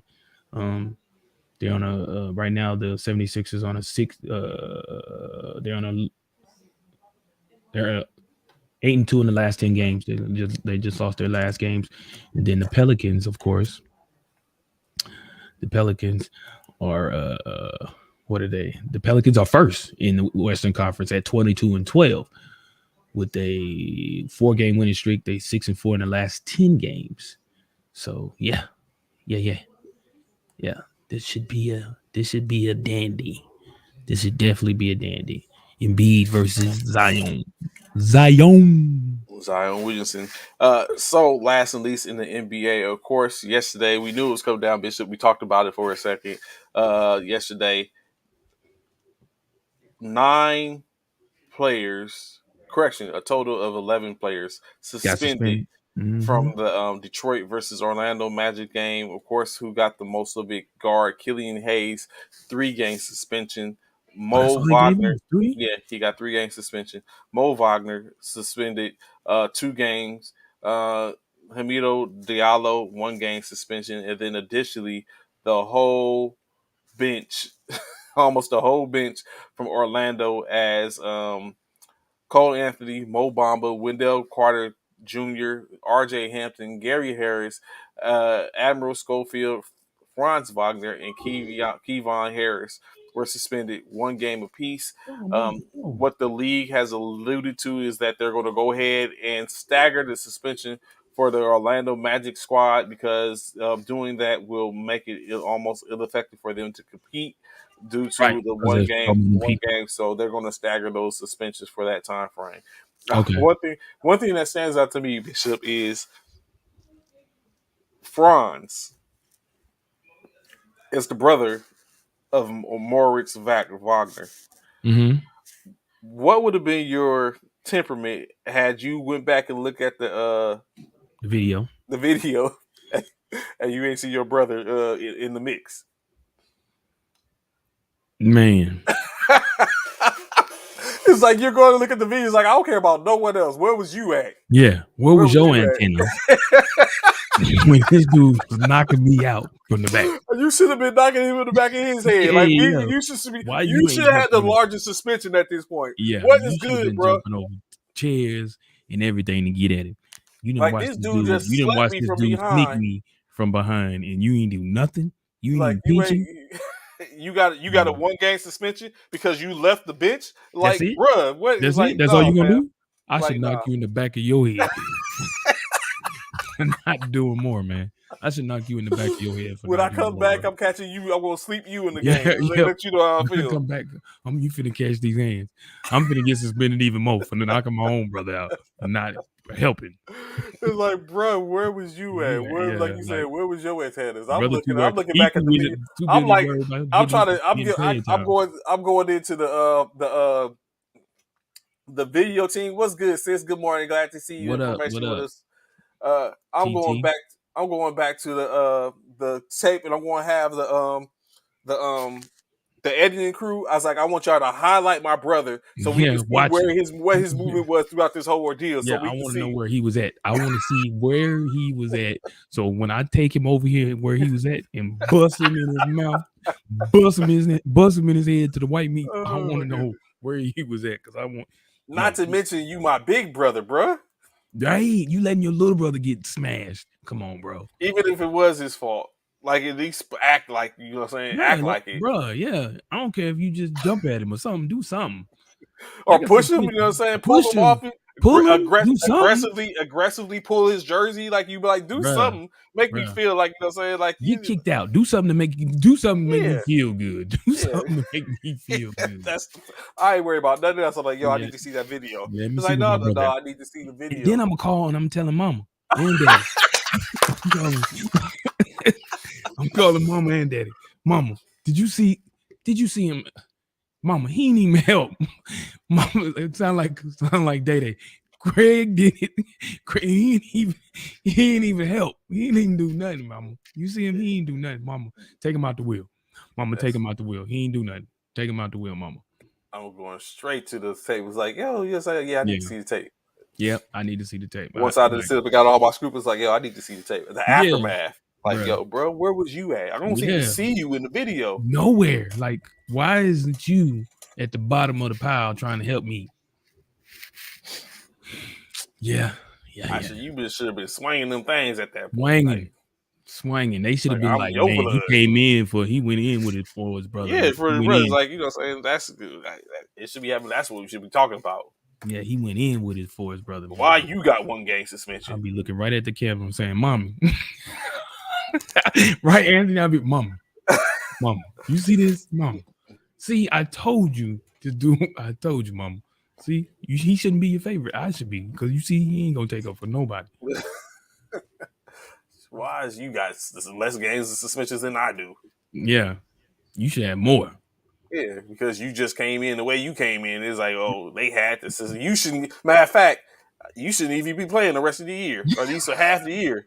From what you, from all the stuff you should have been doing, you should have been tearing that. You should have been tearing that arena up. You should have been throwing chairs, like the Waffle House. You see that? Yeah. You should be throwing chairs. You should be doing all types of stuff, bro. I'm just saying. They should be finding you so bad. You should be taking a fine that, like, man. Why I can't believe 1 game suspension. Yeah, I can't. I got knocked out, and I should have woke up. I should have woke up to them dragging you off the court. He over there looking like Ezel, talking about Smokey. Oh goodness! He over there looking. Yeah, it should have. That's bad. We don't look good as a unit. They didn't look good as a unit. We don't look good as a unit. They don't look good as a unit. I'm just saying right now. They don't look good as a unit. Poor thing. Come on, Wagner family. Y'all got to get it together. Y'all got to get it together. Oh, my goodness. You see, because think about it. You see how when Jokic went out, got suspended for hitting Morris in the back of his head, and the Morris family tried to come at him sideways. Jokic's brother and him ain't even in the league. They're like, you don't want to do that, fam. Like, that's not what we do. Like, you don't want those problems. Don't want it. Come see me. Good morning, fellas. Trey Bishop, y'all off the hook. But damn, 11 guys suspended. You need to get your money's worth. Someone it should have been a show. It should have been a whole spectacle. Like it's no way. And that should have made the Today Show, Good Morning America. Like that should have been on all networks. On brother goes in. His brother's knocked out. I sit up and think about when one time I watched my little brother get pushed and hit like that. Well, he ain't get knocked out, but he got pushed and hit in the back of his head like that. And I almost sit up and tore the damn neighborhood up because I was like, and these is little kids smaller than my brother. Like, man, don't play that. Like, I don't sit up and play that. Like, don't do that. You know what I'm saying? I can understand, you know, saying but to sit up and run and push them and y'all like, no, that's not what we're going to do. I don't give a damn how young you is. So I'm looking at I'm side-eyeing the brother, Franz. Like, Franz, that's what I'm saying. Doing? Ain't no chairs flying, man. It should have been a whole nother Malice in the Palace. Bro, yes, that part. Chairs should have been coming across the floor. Officials should have been like, up, game over. Running and ducking. Yeah, game over. Like, why is it that I don't see video? Why is it that I don't see video of you, of the officials or the police trying to cover your head to stop the debris? To get you up out of, yeah. Like, why are you walking around unscathed? Yeah, that after part. I've been knocked out. Like, no. Yeah. Don't look good as a unit. Like I said, don't look good as a unit. Matter of fact, in the case of that, saying that should have been the same thing that happened in the game last night as the Dallas Cowboys. I completely understand and see what which I was talking about yesterday. Again, that don't look good as a unit. They don't. Cowboys, you in trouble. Y'all getting these wins, But y'all barely getting them. Y'all y'all in struggling. trouble. Y'all struggling to get wins against backup quarterbacks. Joshua Dobbs, he's the third string. He ain't even a second. He's the third string quarterback for the Titans. Joshua Dobbs, y'all struggled with Joshua Dobbs. The Cowboys, Dak Prescott has 14 interceptions. 14, and he missed 5 games. And he has 14 interceptions. In the last 5 games, Dallas Cowboys lead the NFL with most points allowed, with 30 points allowed. Yeah, And it was Titans were they was killed, man. Titans killed themselves majorly. They was in that game again. They was in that game. They had an opportunity, and penalties and turnovers killed the Titans. Hey, you know what? It's They didn't odd have because Derrick Henry. They didn't. Man, come on, man. it's odd when you look at it because it's always been said about like you tend to play down. People tend to play down to their competition.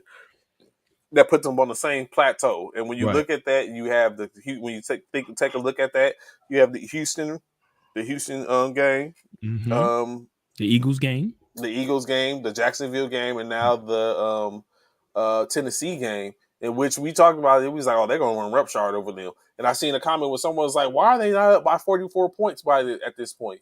Because they couldn't do nothing with the Titans. The Titans was all over them boys, man. Joshua Dobbs, And 20 the for Titans defensive line, they had like 5 or 6 players off the line that wasn't even playing.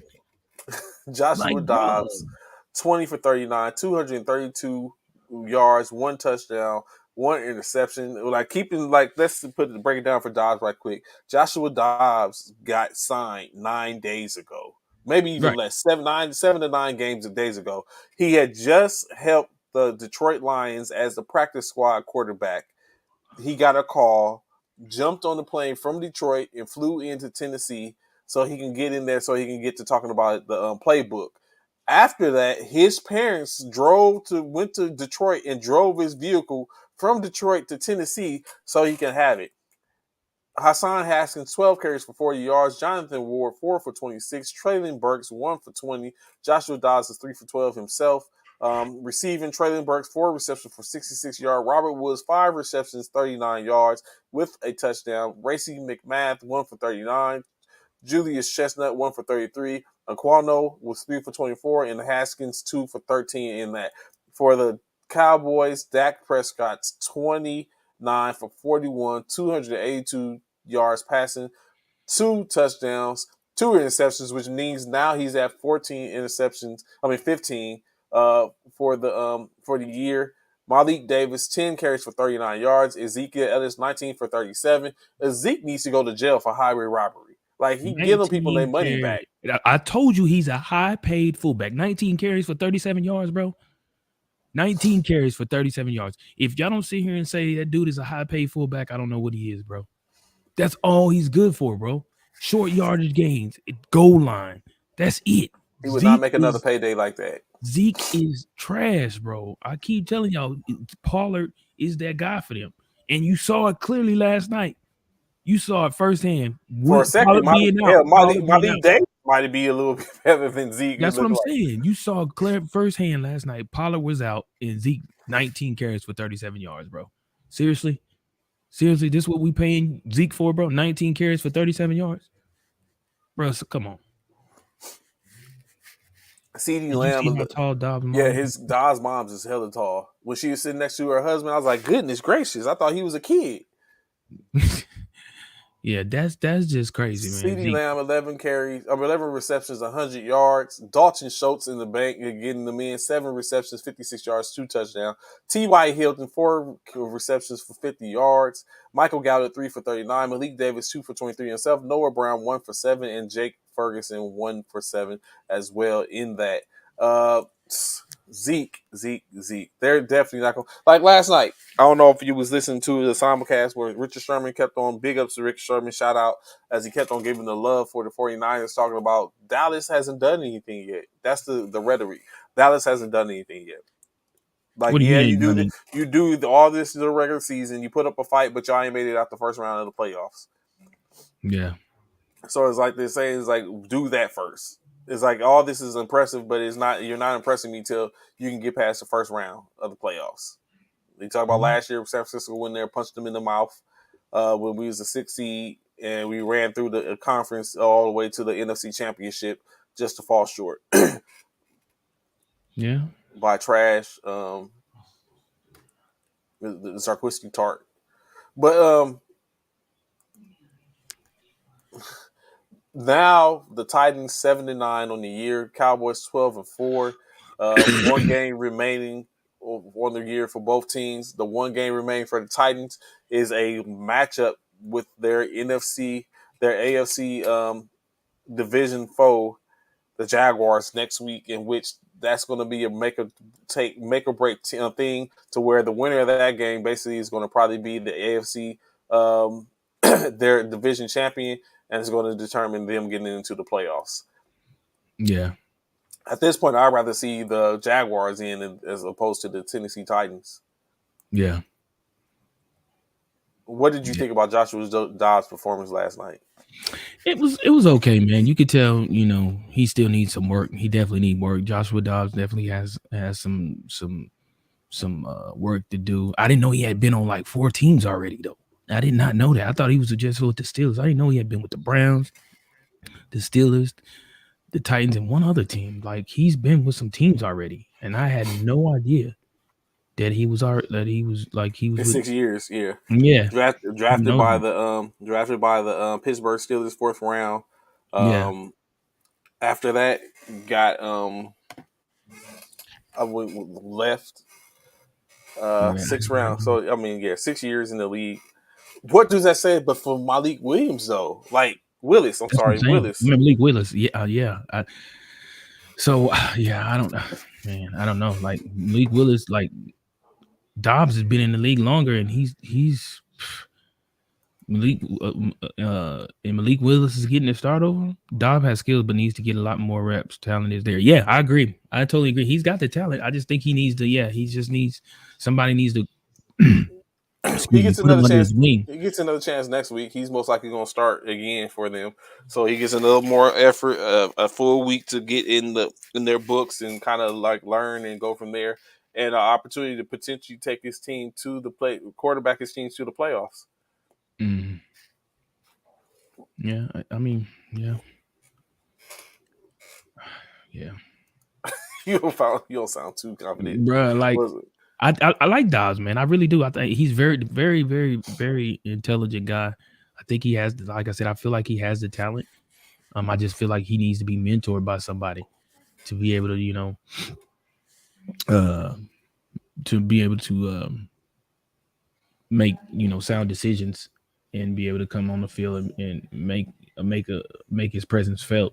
Um, it was a few plays he made last night that I felt were questionable, and I feel like he probably should have not made those decisions that he made. But it's a learning curve.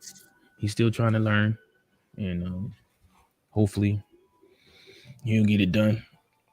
Um, we'll see. I think Tannehill's out the door. I feel like You think he's? I don't know.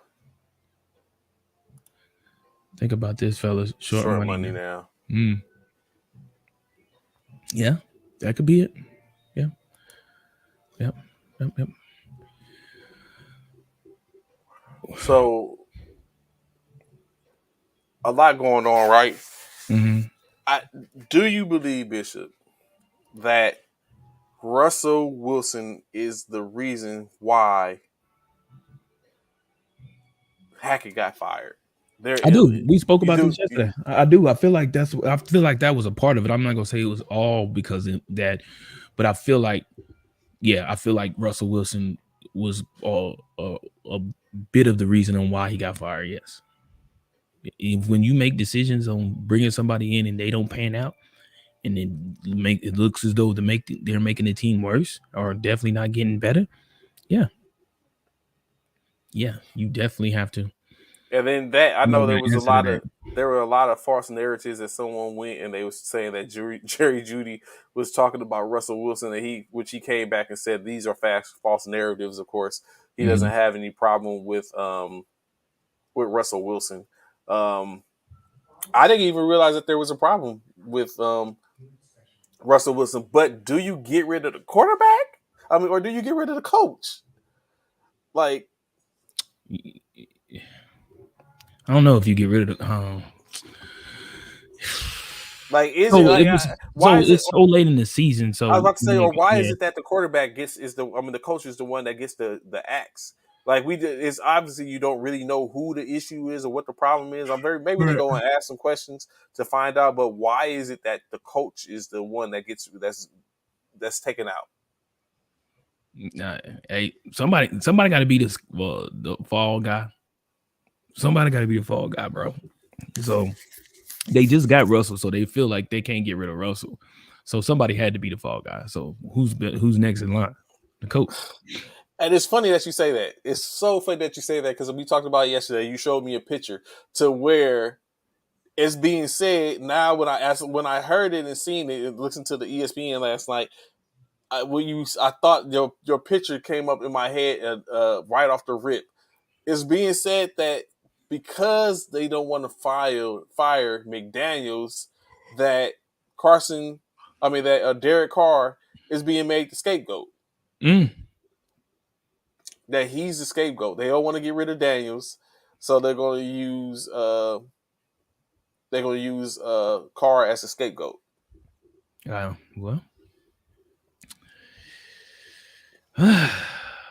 yeah.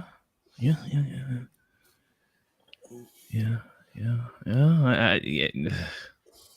don't know what to tell you, man. That's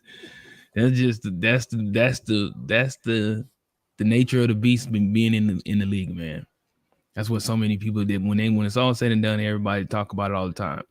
It's the nature of the beast being in Carr's the not game. going nowhere. He's going to be Adams there going to next get year. traded next year. Watch. You think Devontae Adams gonna get traded? Nah, they gonna keep Devontae. But They just got him. Devontae said the only reason he came there is because of Carr. He's like, now you want to remove Carr, but I mean, money and contracts break that precedence. But I don't foresee Carr is going to be there. He's not going anywhere. That I don't. You said that yesterday, but I beg to differ, man. Unless they could get a good deal for him and they can make some trades, but Carr should be there. Yeah, it depends on where. There's plenty of teams for him to go to differently. Carr could definitely find. I feel like Carr could probably find a starting position somewhere. But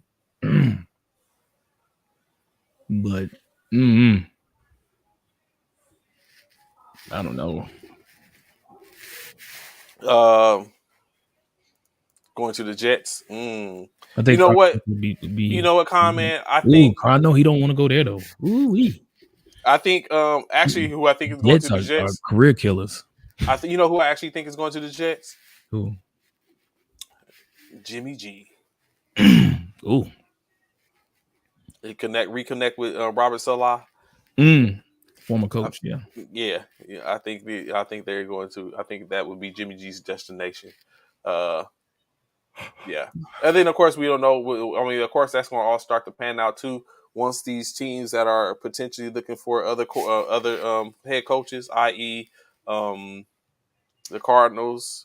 Not the Cardinals. Well, I'm very sure I do think the Cardinals will be at the end of the year, but that we should be hearing that soon, so to speak. Yeah. But I think, definitely without a doubt, the Colts need a coach. The Broncos now need a coach. Where do OQBs go in their careers in Indianapolis? It used to be Oakland. Used to be where they used to go in their careers. Yeah, back in the day. Mac Jones is good. I think Mac Jones is going to be all right. Great choice. What about Mac now, Jones? Yeah, Mac Jones ain't going nowhere, man. Not yet. I don't think he is. In my opinion, I don't think he's going nowhere yet. So they have not made a decision yet, Bishop. Are y'all going to start Jalen or nah? Bro, that's 1 day of practice. He did practice yesterday. He did for the first day. So did Debo. Both of them got playing time yesterday. I don't know. I do know that Nick did say if he's available, he will play. So Let's my hopes is that he's available and that he plays. Even and I would even be upset if he doesn't play the whole game. As long as we get a secured win, pull him out. Pull him out. If we got the secured win, pull Jalen out and let's move on. And then don't play him in that last game against the Giants because that game doesn't matter. I just think Yeah. they should keep him to the side. We need to. We need this. Yeah, of course you would say that because you're trying to get that spot. No, we know, but we know your angle, bro. We know your angle. That ain't No, the angle you want. No, I'm genuinely no, concerned no, that you're he not. could potentially No, you're not. get injured, and then we No, don't get we don't want that for y'all. no, don't no. Exactly. Thank you, Anthony. Don't play him. You don't want to hurt him more. Players going to target that arm. No, we're not worried. It's his shoulder. We got you. It's his shoulder. We no. Jalen, I feels like if it was me and if I'm Nick, but Nick is not me because we know he makes bad calls. But Nick, his stupid behind, he probably gonna do something dumb. Instead, he call him quarterback sneaks when he probably shouldn't. Because your quarterback is hurt, so I'm not calling that play. Unless you bring it in Minshew to call it to run the play. But anybody else, I'm not running that play. I'm not running that play with Jalen. I'm just saying for the quarterback sneaks, I'm not doing it. But however, you play Jalen because you're trying to secure that first round bye. You have to secure that bye. And I say you secure the bye now with Jalen, and then you rest him for the last game. And I feel like with Jalen in, with Jalen in that Saints game, I feel like he can get us up, and then you could put him on the bench after that. Get us up, get us in a secure win position, and move on from there. But we got key issues. You know what I'm saying? Defensively, Jordan Davis is out. Because he's in concussion protocol. Looks like he haven't heard anything yet, but he's out. We lost Vontae Maddox. He's done for the season. So the defense is catching L's in certain positions. So we definitely feel like we need. I feel like we need Jalen to come in and solidify that top seed, and then move on from there. Interestingly enough, as I look at this, right, if New Orleans can get the win over Philadelphia, Carolina get the win over Tampa Bay, that can potentially bring up a situation to where the New Orleans Saints could get into the playoffs at 8-9. It's a lot of injuries every night, Anthony Bryce. I feel like these cats getting hurt left to right. It's so deep into the season now, so injuries are coming far in between now, or coming up more often. But they losing them at the wrong time, at the wrong positions. Like how y'all lost Lane Johnson, that's going to be detrimental. Probably that's going to hurt. Yeah. They just lost their center, left tackle, and then who lost their center? Dallas last night. Well, we don't know what he was able to walk off on his own. He was in a boot on the sideline, so he's probably going to be good by the next game. But we already know Lane Johnson is gone. Currently, like you said, Davis is in protocol. Yeah. And like stuff like that. Do you bring him back in protocol? Like y'all in the playoffs at this point. Right. You presume that you was going to start resting players at some point. Do you bring even though he comes back off of concussion protocol, do you bring him back and put him back out there to potentially worsen, or do you give him that time to recovery? Especially if you get the bye, do you give him that time to recover? Those are the things I'm looking at. And if you believe that you have certain pieces a part of your team, I think you make those decisions like, nah, we're gonna go ahead and rest. Yeah, with Jordan Davis, man, I feel like he's a huge intricate part of the D line. Do you bring him back? That's questionable and definitely iffy on whether or not you want to bring Jordan Davis back. Again, for me, I feel like Jordan Davis. I would probably put him in the same category as Jalen. If he's able to come back, I allow him to play. Get this get the concrete win, solidify the win. And again, you can rest them again. You can rest them on that week next week against the Giants. That's a game that doesn't matter if we get this win against the Saints. So you have opportunity to rest them even more. So it's one game. But I mean, of course, he has to pass protocol anyway. So if he doesn't pass concussion protocol, it doesn't even matter. But yeah, if he passes it and they feel as though he can play, I would play him. And the thing is, Jordan, what y'all don't know, I don't know if I'm not saying y'all don't know, y'all may not know. Jordan Davis don't play every down. Oh, he's not He's an every down player. No, okay. he's a situational player. He plays. He don't play. He's a big boy. Mm-hmm. He's a big dude. Well, he's losing weight. Yeah, but he does not play every down. He does not play every down on defense. So they switch him out a lot. So and with that being said, I feel like, yeah, if he's able to get past the protocol, I'll say, yeah, play him like you normally play him because he doesn't play every single down. In your opinion, Bishop, mm-hmm. and we're not going to talk about this yet because we will next week come back for the new year. Or maybe on Sunday, as we got something special for y'all Sunday, we'll do that. But right now, if you say, who is the best wide receiver in the league right now? I know we talked about how Justin Jefferson said he's not next yet. This Devontae's year, he'll ride through on next year. Do you think Jefferson is the best player? Wide receiver, I'm sorry. This is what's being put out. And I don't know if y'all know this, but I'm gonna put this in. You tell me if this sounds about right.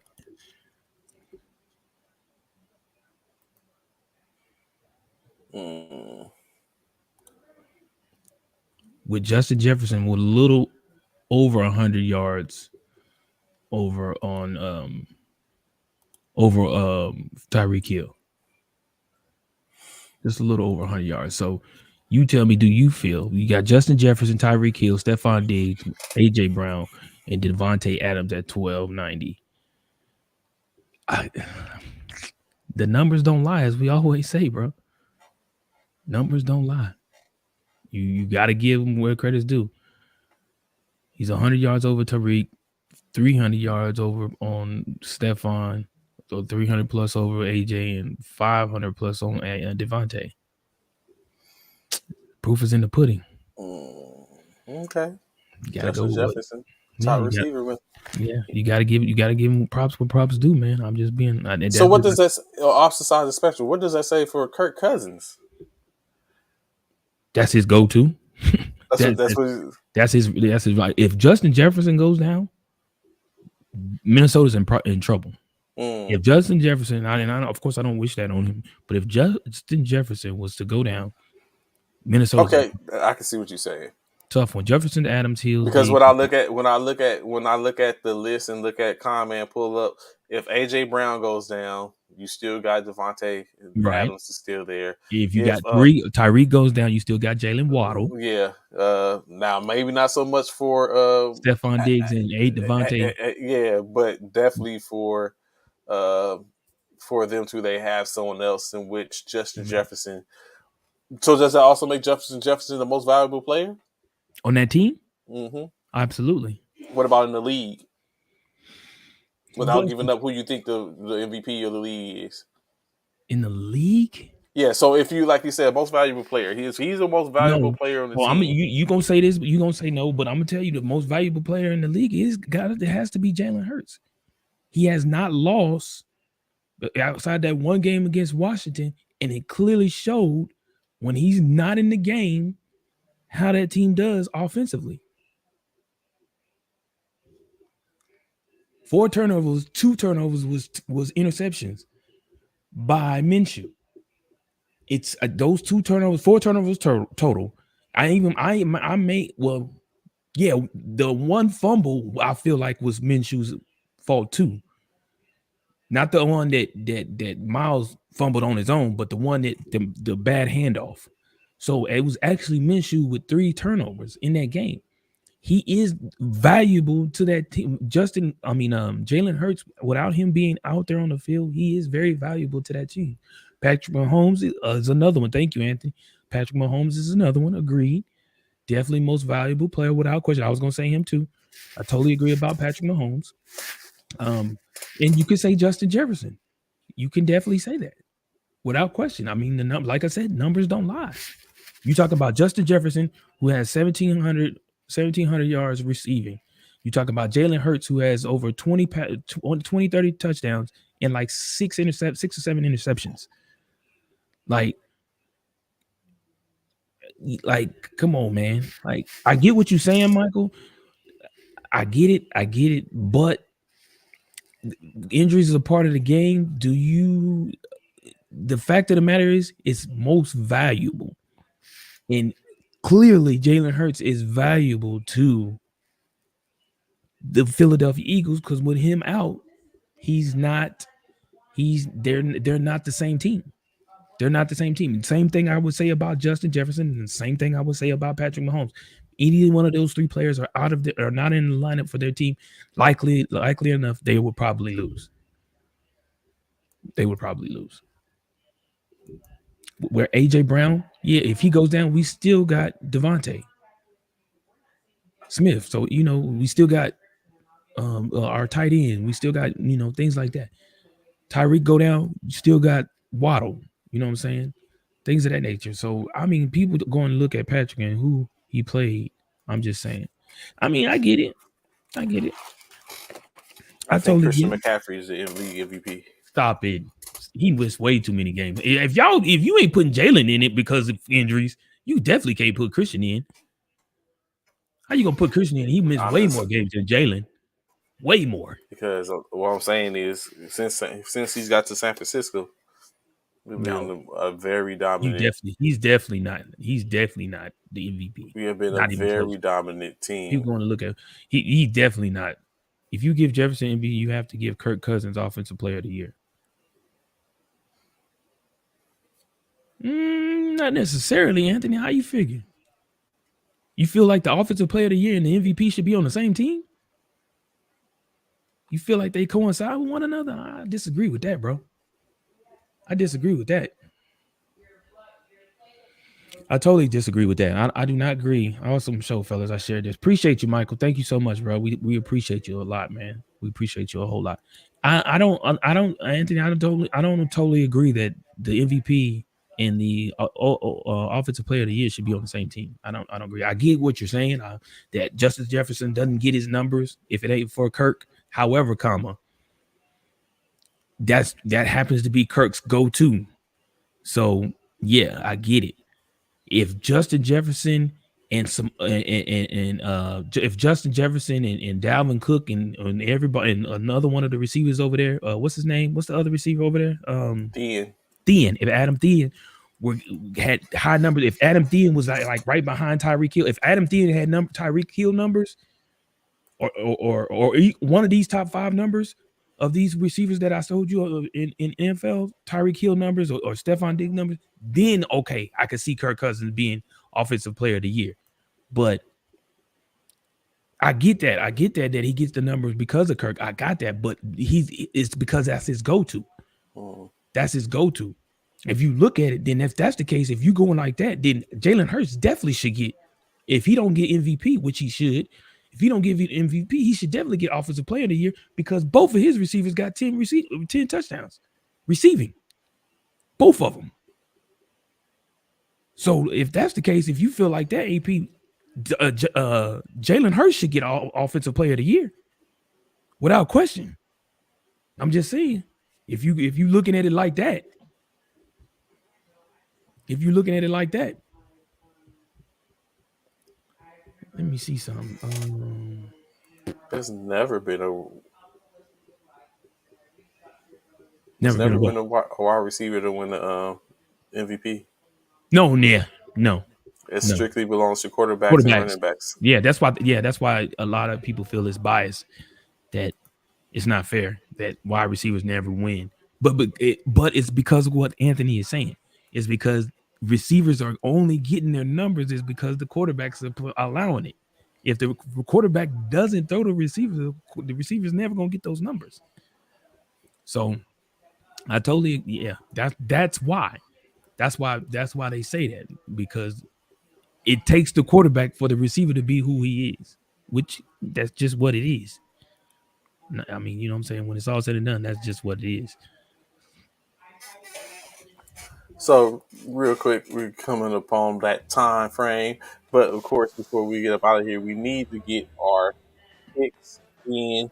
As we got 2 games before the end of the NFL regular season. Ain't no Saturday games, huh? This week, huh? It's all no, it's all Sunday games. Sunday games for the next 2 weeks. Right. So yeah, no Saturday games. Okay. Because the last Thursday game was the last. It was the last Thursday game was last night, Right.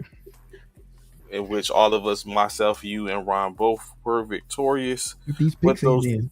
with those victories, that puts us. Bishop is currently 137-81 on the year. Ron blistering 145-75, and myself 136-85, just behind Bishop for whatever reason. What up, Mike? What's good, What's good, man? Mike? What's good, bro?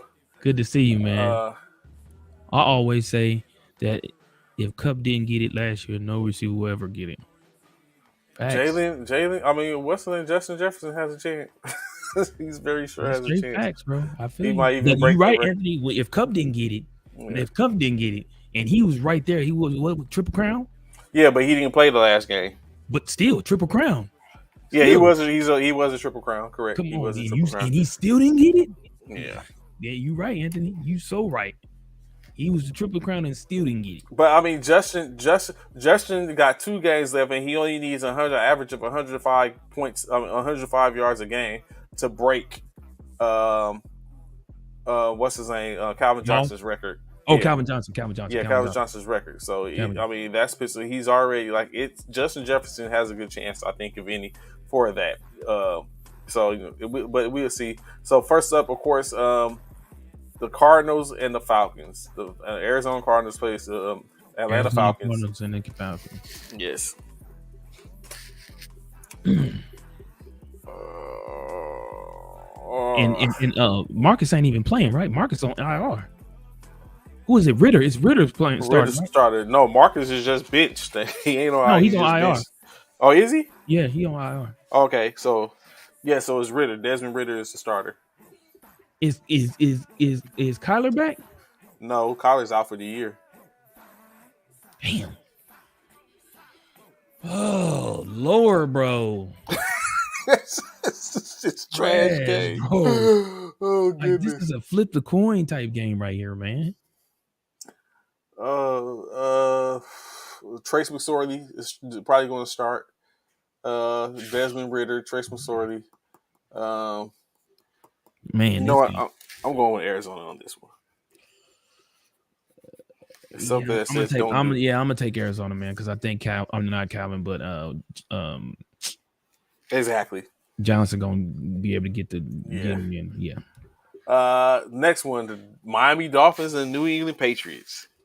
Miami coming off a huge loss last weekend, and they're on a 4-game losing streak. Yeah, they are, and they playing in New England. But New England ain't doing too well themselves. You know, New England ain't that team either. Teddy Bridgewater is going to be the starter for Miami. Oh, is he? Yeah. What's his name in protocol? Oh, that's right. Tua. That's right. And the Patriots lost to the Raiders last time they played. Mm-hmm. Give me Teddy Bridgewater. Teddy Two gloves. Give me the Dolphins. I'll take the Dolphins. Me too. I am going with them. I think Daniels turns it around. They figure out a way to get back on track. Miami. Yeah, Miami. Next up, the Saints and the Eagles. I already know, but you know what I got. You said the Saints, right? Yep, I'm going with the Saints. Yeah, Eagles. Now we ain't losing. Who that? We ain't losing in Lincoln Financial, baby. We're not losing in Lincoln Financial. Let's go Seattle. Let's go Eagles. Doo-doo game, bro. The Colts and the Giants. I don't know who started. Is Nick Foles starting? Is What are you talking about for the Colts? Yeah. Man, I have no idea, bro. Like, this is straight trash, bro. Let me see. I have no idea who's starting, bro. Colts 4-10, Giants 8-6. I'm gonna take the Giants at home. In YG, you know what? I would go with you on that. This next one is a game, to be honest, because it's crucial. This game right here, because this game could Carolina figure out Panthers. who's gonna make it into the play-in. Panthers get the win. They're Yeah, in. yeah, I mean, correction. The Buccaneers get the win. They're in. right. I'm going with Tom at home, man. I got You to going with take. TB? Yeah, I got to I'm, go with TB12, man. I'm going with Carolina. I'm taking TB12, man. I think Tom gonna get that win at home, man. At home, I don't think they can do it on the road. Panthers been playing well since Baker left, though, so I don't know, but I just don't think they can get it done without in Tampa. Denver Broncos. KC, baby. Patrick the Great. Patrick the Great. Chicago Bears, Detroit Lions. Detroit is playing pretty decent ball lately, bro. Detroit is playing. They lost to the Panthers last week, which is crazy. Mm-hmm. And then, but Chicago got smashed by the Bills, but 35-13. And they're playing in Detroit, which that's not a big difference. Like, I mean, yeah, they got home field advantage, but the weather ain't gonna be a factor. And I feel like Justin needs help, man. And I feel like he's still coming up short with not having any help out there. He is the Luka Doncic of the Chicago Bears. So I'm going with Detroit, man. I'm gonna take Detroit. Detroit. I figure that. I got Detroit too. Next game up, the Cleveland Browns and the Washington Commanders. The Washington they bring get back a W. Wentz. They bring back Wentz. I was about to put Washington hands down. Then I was like, oh, Wentz. Does Deshaun beat Wentz? Yep, Wentz is back. Does Deshaun take the W over Carson Wentz? And Carson Wentz, he's been out for a minute. Can he shake the rust and come in this game and lead this team? What up, Jackie? Can he shake the rust and get the win over Deshaun and the Browns on their home field?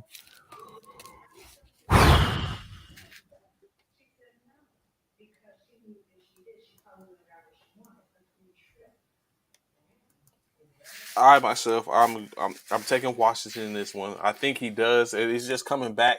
Now, if it was a game where he had time to prepare and it was some time, I think I would give it to Deshaun. But I'm going with Carson and the Commanders. They're in the hunt. I'm gonna give Deshaun the benefit of that. I'm gonna go with the Browns, man. I'm gonna I feel like the Browns. I know, yeah. I feel like the Browns make it pull it upset. I'm gonna go with Deshaun. Next one up, Jacksonville and the Houston Texans. Does Houston get another victory? Give me sunshine. Jacksonville coming. Yeah, I'm giving Jacksonville. I think Jacksonville. Doug Peterson, the quarterback whisperer in the pros. That's right. Doug doing his thing over there. Next up, the San Francisco 49ers and the Las Vegas Raiders. And you know I'm taking the 49ers. Raiders coming Both out. Both teams. Stidham. On their reserve quarterback. Stidham. Yeah, no. And the way Brock is Purdy over there. Brock is Purdy. Seattle Seahawks hosting the New York Jets. Robert Saleh going back to where it all started for him. Doodoo Bowl.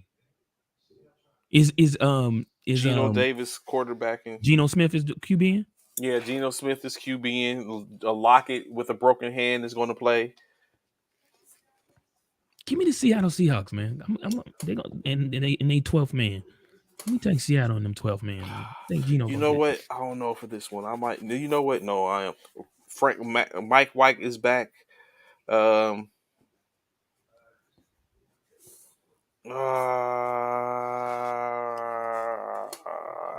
go with Seattle. Yeah, give me Geno. Geno and the 12th man. Next up, the Vikings and the Packers. This is the game. This is the game right here. This is the game right here. What's good, Jay? What's going on, bro? Jay Happy Ness, what's holidays to good? you. Happy holidays to you, bro. Good to see you, man. What up, Jay? What up, Jay? This is definitely the game. We just talked about Kirk Cousins, Justin Jefferson. You know, two front runners. I probably think some people feel like probably will be the MVP talk. But then you got Aaron, that bad man Rodgers out there, and they playing at Lambeau. Mm-hmm. Can Justin Jefferson, Kirk Cousins, you like that? You like that? Dalvin Cook go out there in Green Bay and get the dub on Packers ground. You know how Aaron does in big games, man. Big game Aaron. Ugh, golly, that's a tough one. Packers win, Vikings play to not get hurt. I can see you. I can see that, Jay. I can see that. I can see that. He's saying, but don't the Packers need this win? Need a win to try and make the play because they can stay. Yeah, the Packers need a win.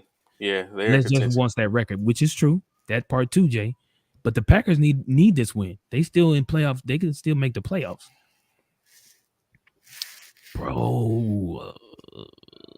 They ain't said nothing about. Yeah, I don't think they're gonna sit Justin. And if they not sitting Justin, they definitely ain't finna sit Kirk. That's why I think they win this one. Give me the Vikings, man. Man. Who you took? I'm still surveying in my head like you was just talking about. Minnesota tends to make bad decisions at certain times. We got Aaron Bad Man Rodgers coming in with the team clicking. But I don't know if Christian Watson is going to be readily available, if he's going to be good, in which we know he's currently the wind beneath the wings. Aaron Jones didn't do too well last week, 5 points in fantasy. So, I mean, he wasn't too effective in the run game. I'm going to go with you, err on the side of caution, and I'm picking the Vikings as well. Mm-hmm. I think the plus they need them to continue to apply pressure. Right. Next up, Rams and Chargers. Is Stafford ain't back, right? He out for the season, right? No, he's out for the season. So it's Baker, right? It's Baker, yeah. Let me go with shake and bake. Oh, you going with the Raiders? I mean the Rams. Yeah, let me go with shake and bake. I'm going to keep with the Chargers. He has Austin Eckler. He has Williams. He has Allen. So I think he has it. They all has it all for the most part. I'm going to keep with the battle for Los Angeles. The Chargers. That's who I'm going with. And then the last game of the night, the Steelers, Pittsburgh looking for an opportunity to keep that streak alive. The Ravens looking for an opportunity to close out to make it to where they're going to have a battle for the end of the season to see if they can solidify and grab the division championship from the Bengals. I don't know if Lamar is playing or not. They haven't said yet. They haven't said. I think they're still waiting to see some things. I don't know. That's. I'm gonna take Baltimore, man. Let me get the Ravens, man. The Ravens at home, man. Baltimore. Yeah, let me get the Ravens at home, man. This the other big game tonight. That's Monday. That's talk Monday. We'll come back about it. So yeah. Baltimore. I think I go to Baltimore as well. Who'd you take out of the Kansas City game? Kansas City. Oh, okay. So that's what we have today. As that's the show for today. I appreciate y'all rocking coming through. Be sure to tune in. Like we usually come through, we're gonna do a little special something on Sunday, 3:00 Central Standard. New Year's Day, baby. New Year's Day. To tap in. Hopefully we have a special guest, one of the USA flag founders. We look to, come on, get on and rock with him, Mr. Charles Davis. And rock with him, bring him in, talk about USA flag. See if I can get an opportunity to get a team in.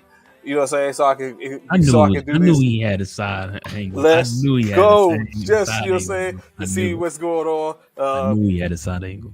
and be that. So be sure, tap in Sunday 3:00. I know you have the notifications that it 3 show o'clock Central Time, right? Central Standard Time. Yes, Yeah, that's Central three Standard Time. 1500 Tap for in the on Sunday, military y'all. minded.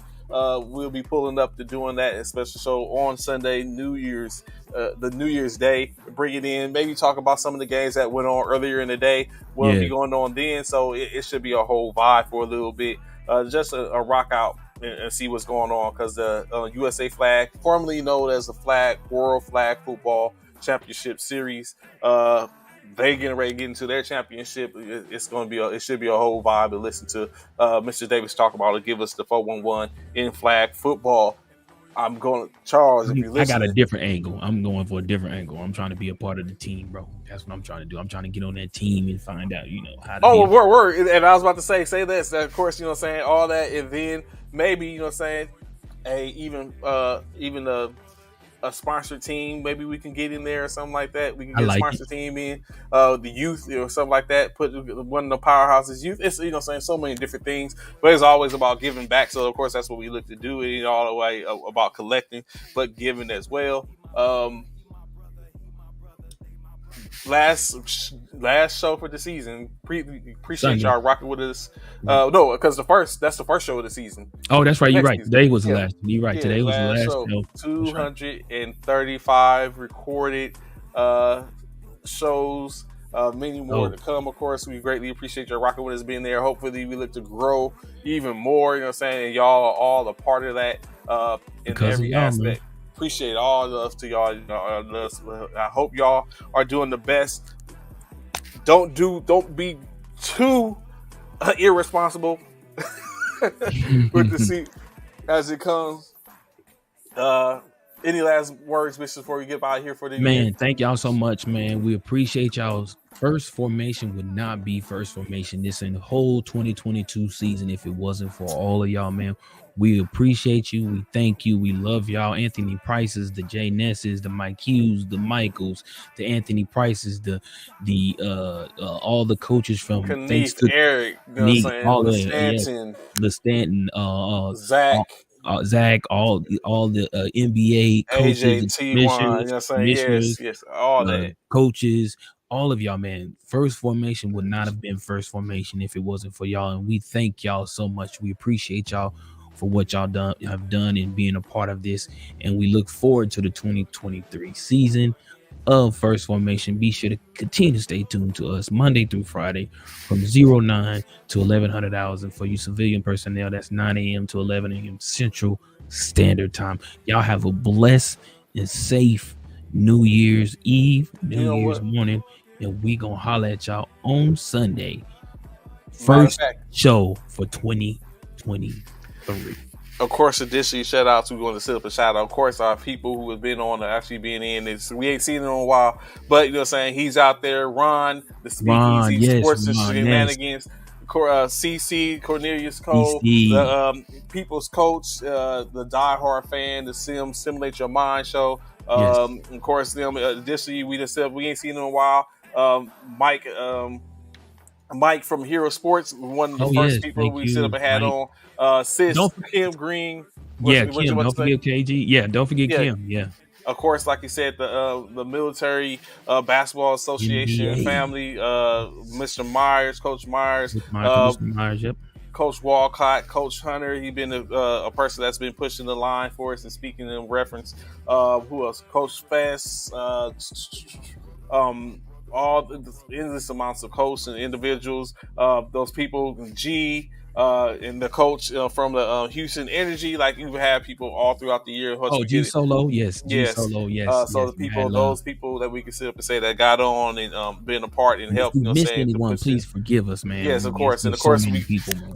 Forgive us, please. Forgive as y'all know, of course, continue to check in the E2G Sports Network, the Ears to the Ground Sports Network, who of course presents opportunities for us to come to y'all as best we can and spread as much as we can.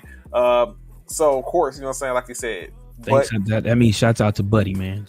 Shout out to Buddy, yes, Buddy, for doing what he's done. Now it's more to come, of course. Let's see what we could do to be. It got some stuff up a sleeve. We see where it go. Maybe we'll be here enough where we can talk about Oklahoma's doing better next year. San Francisco, Philadelphia. Y'all know what it is. So we greatly appreciate y'all checking in. I'm finna get this information from Bishop right quick so we can get on. I got something that he was like, it's gonna probably surprise him. So appreciate y'all. Y'all have a good Sunday. one. Y'all have a blessed one. Be sure to tune in Sunday, 1500 hours, 3 o'clock Central Standard Time for you civilian personnel. Don't be late.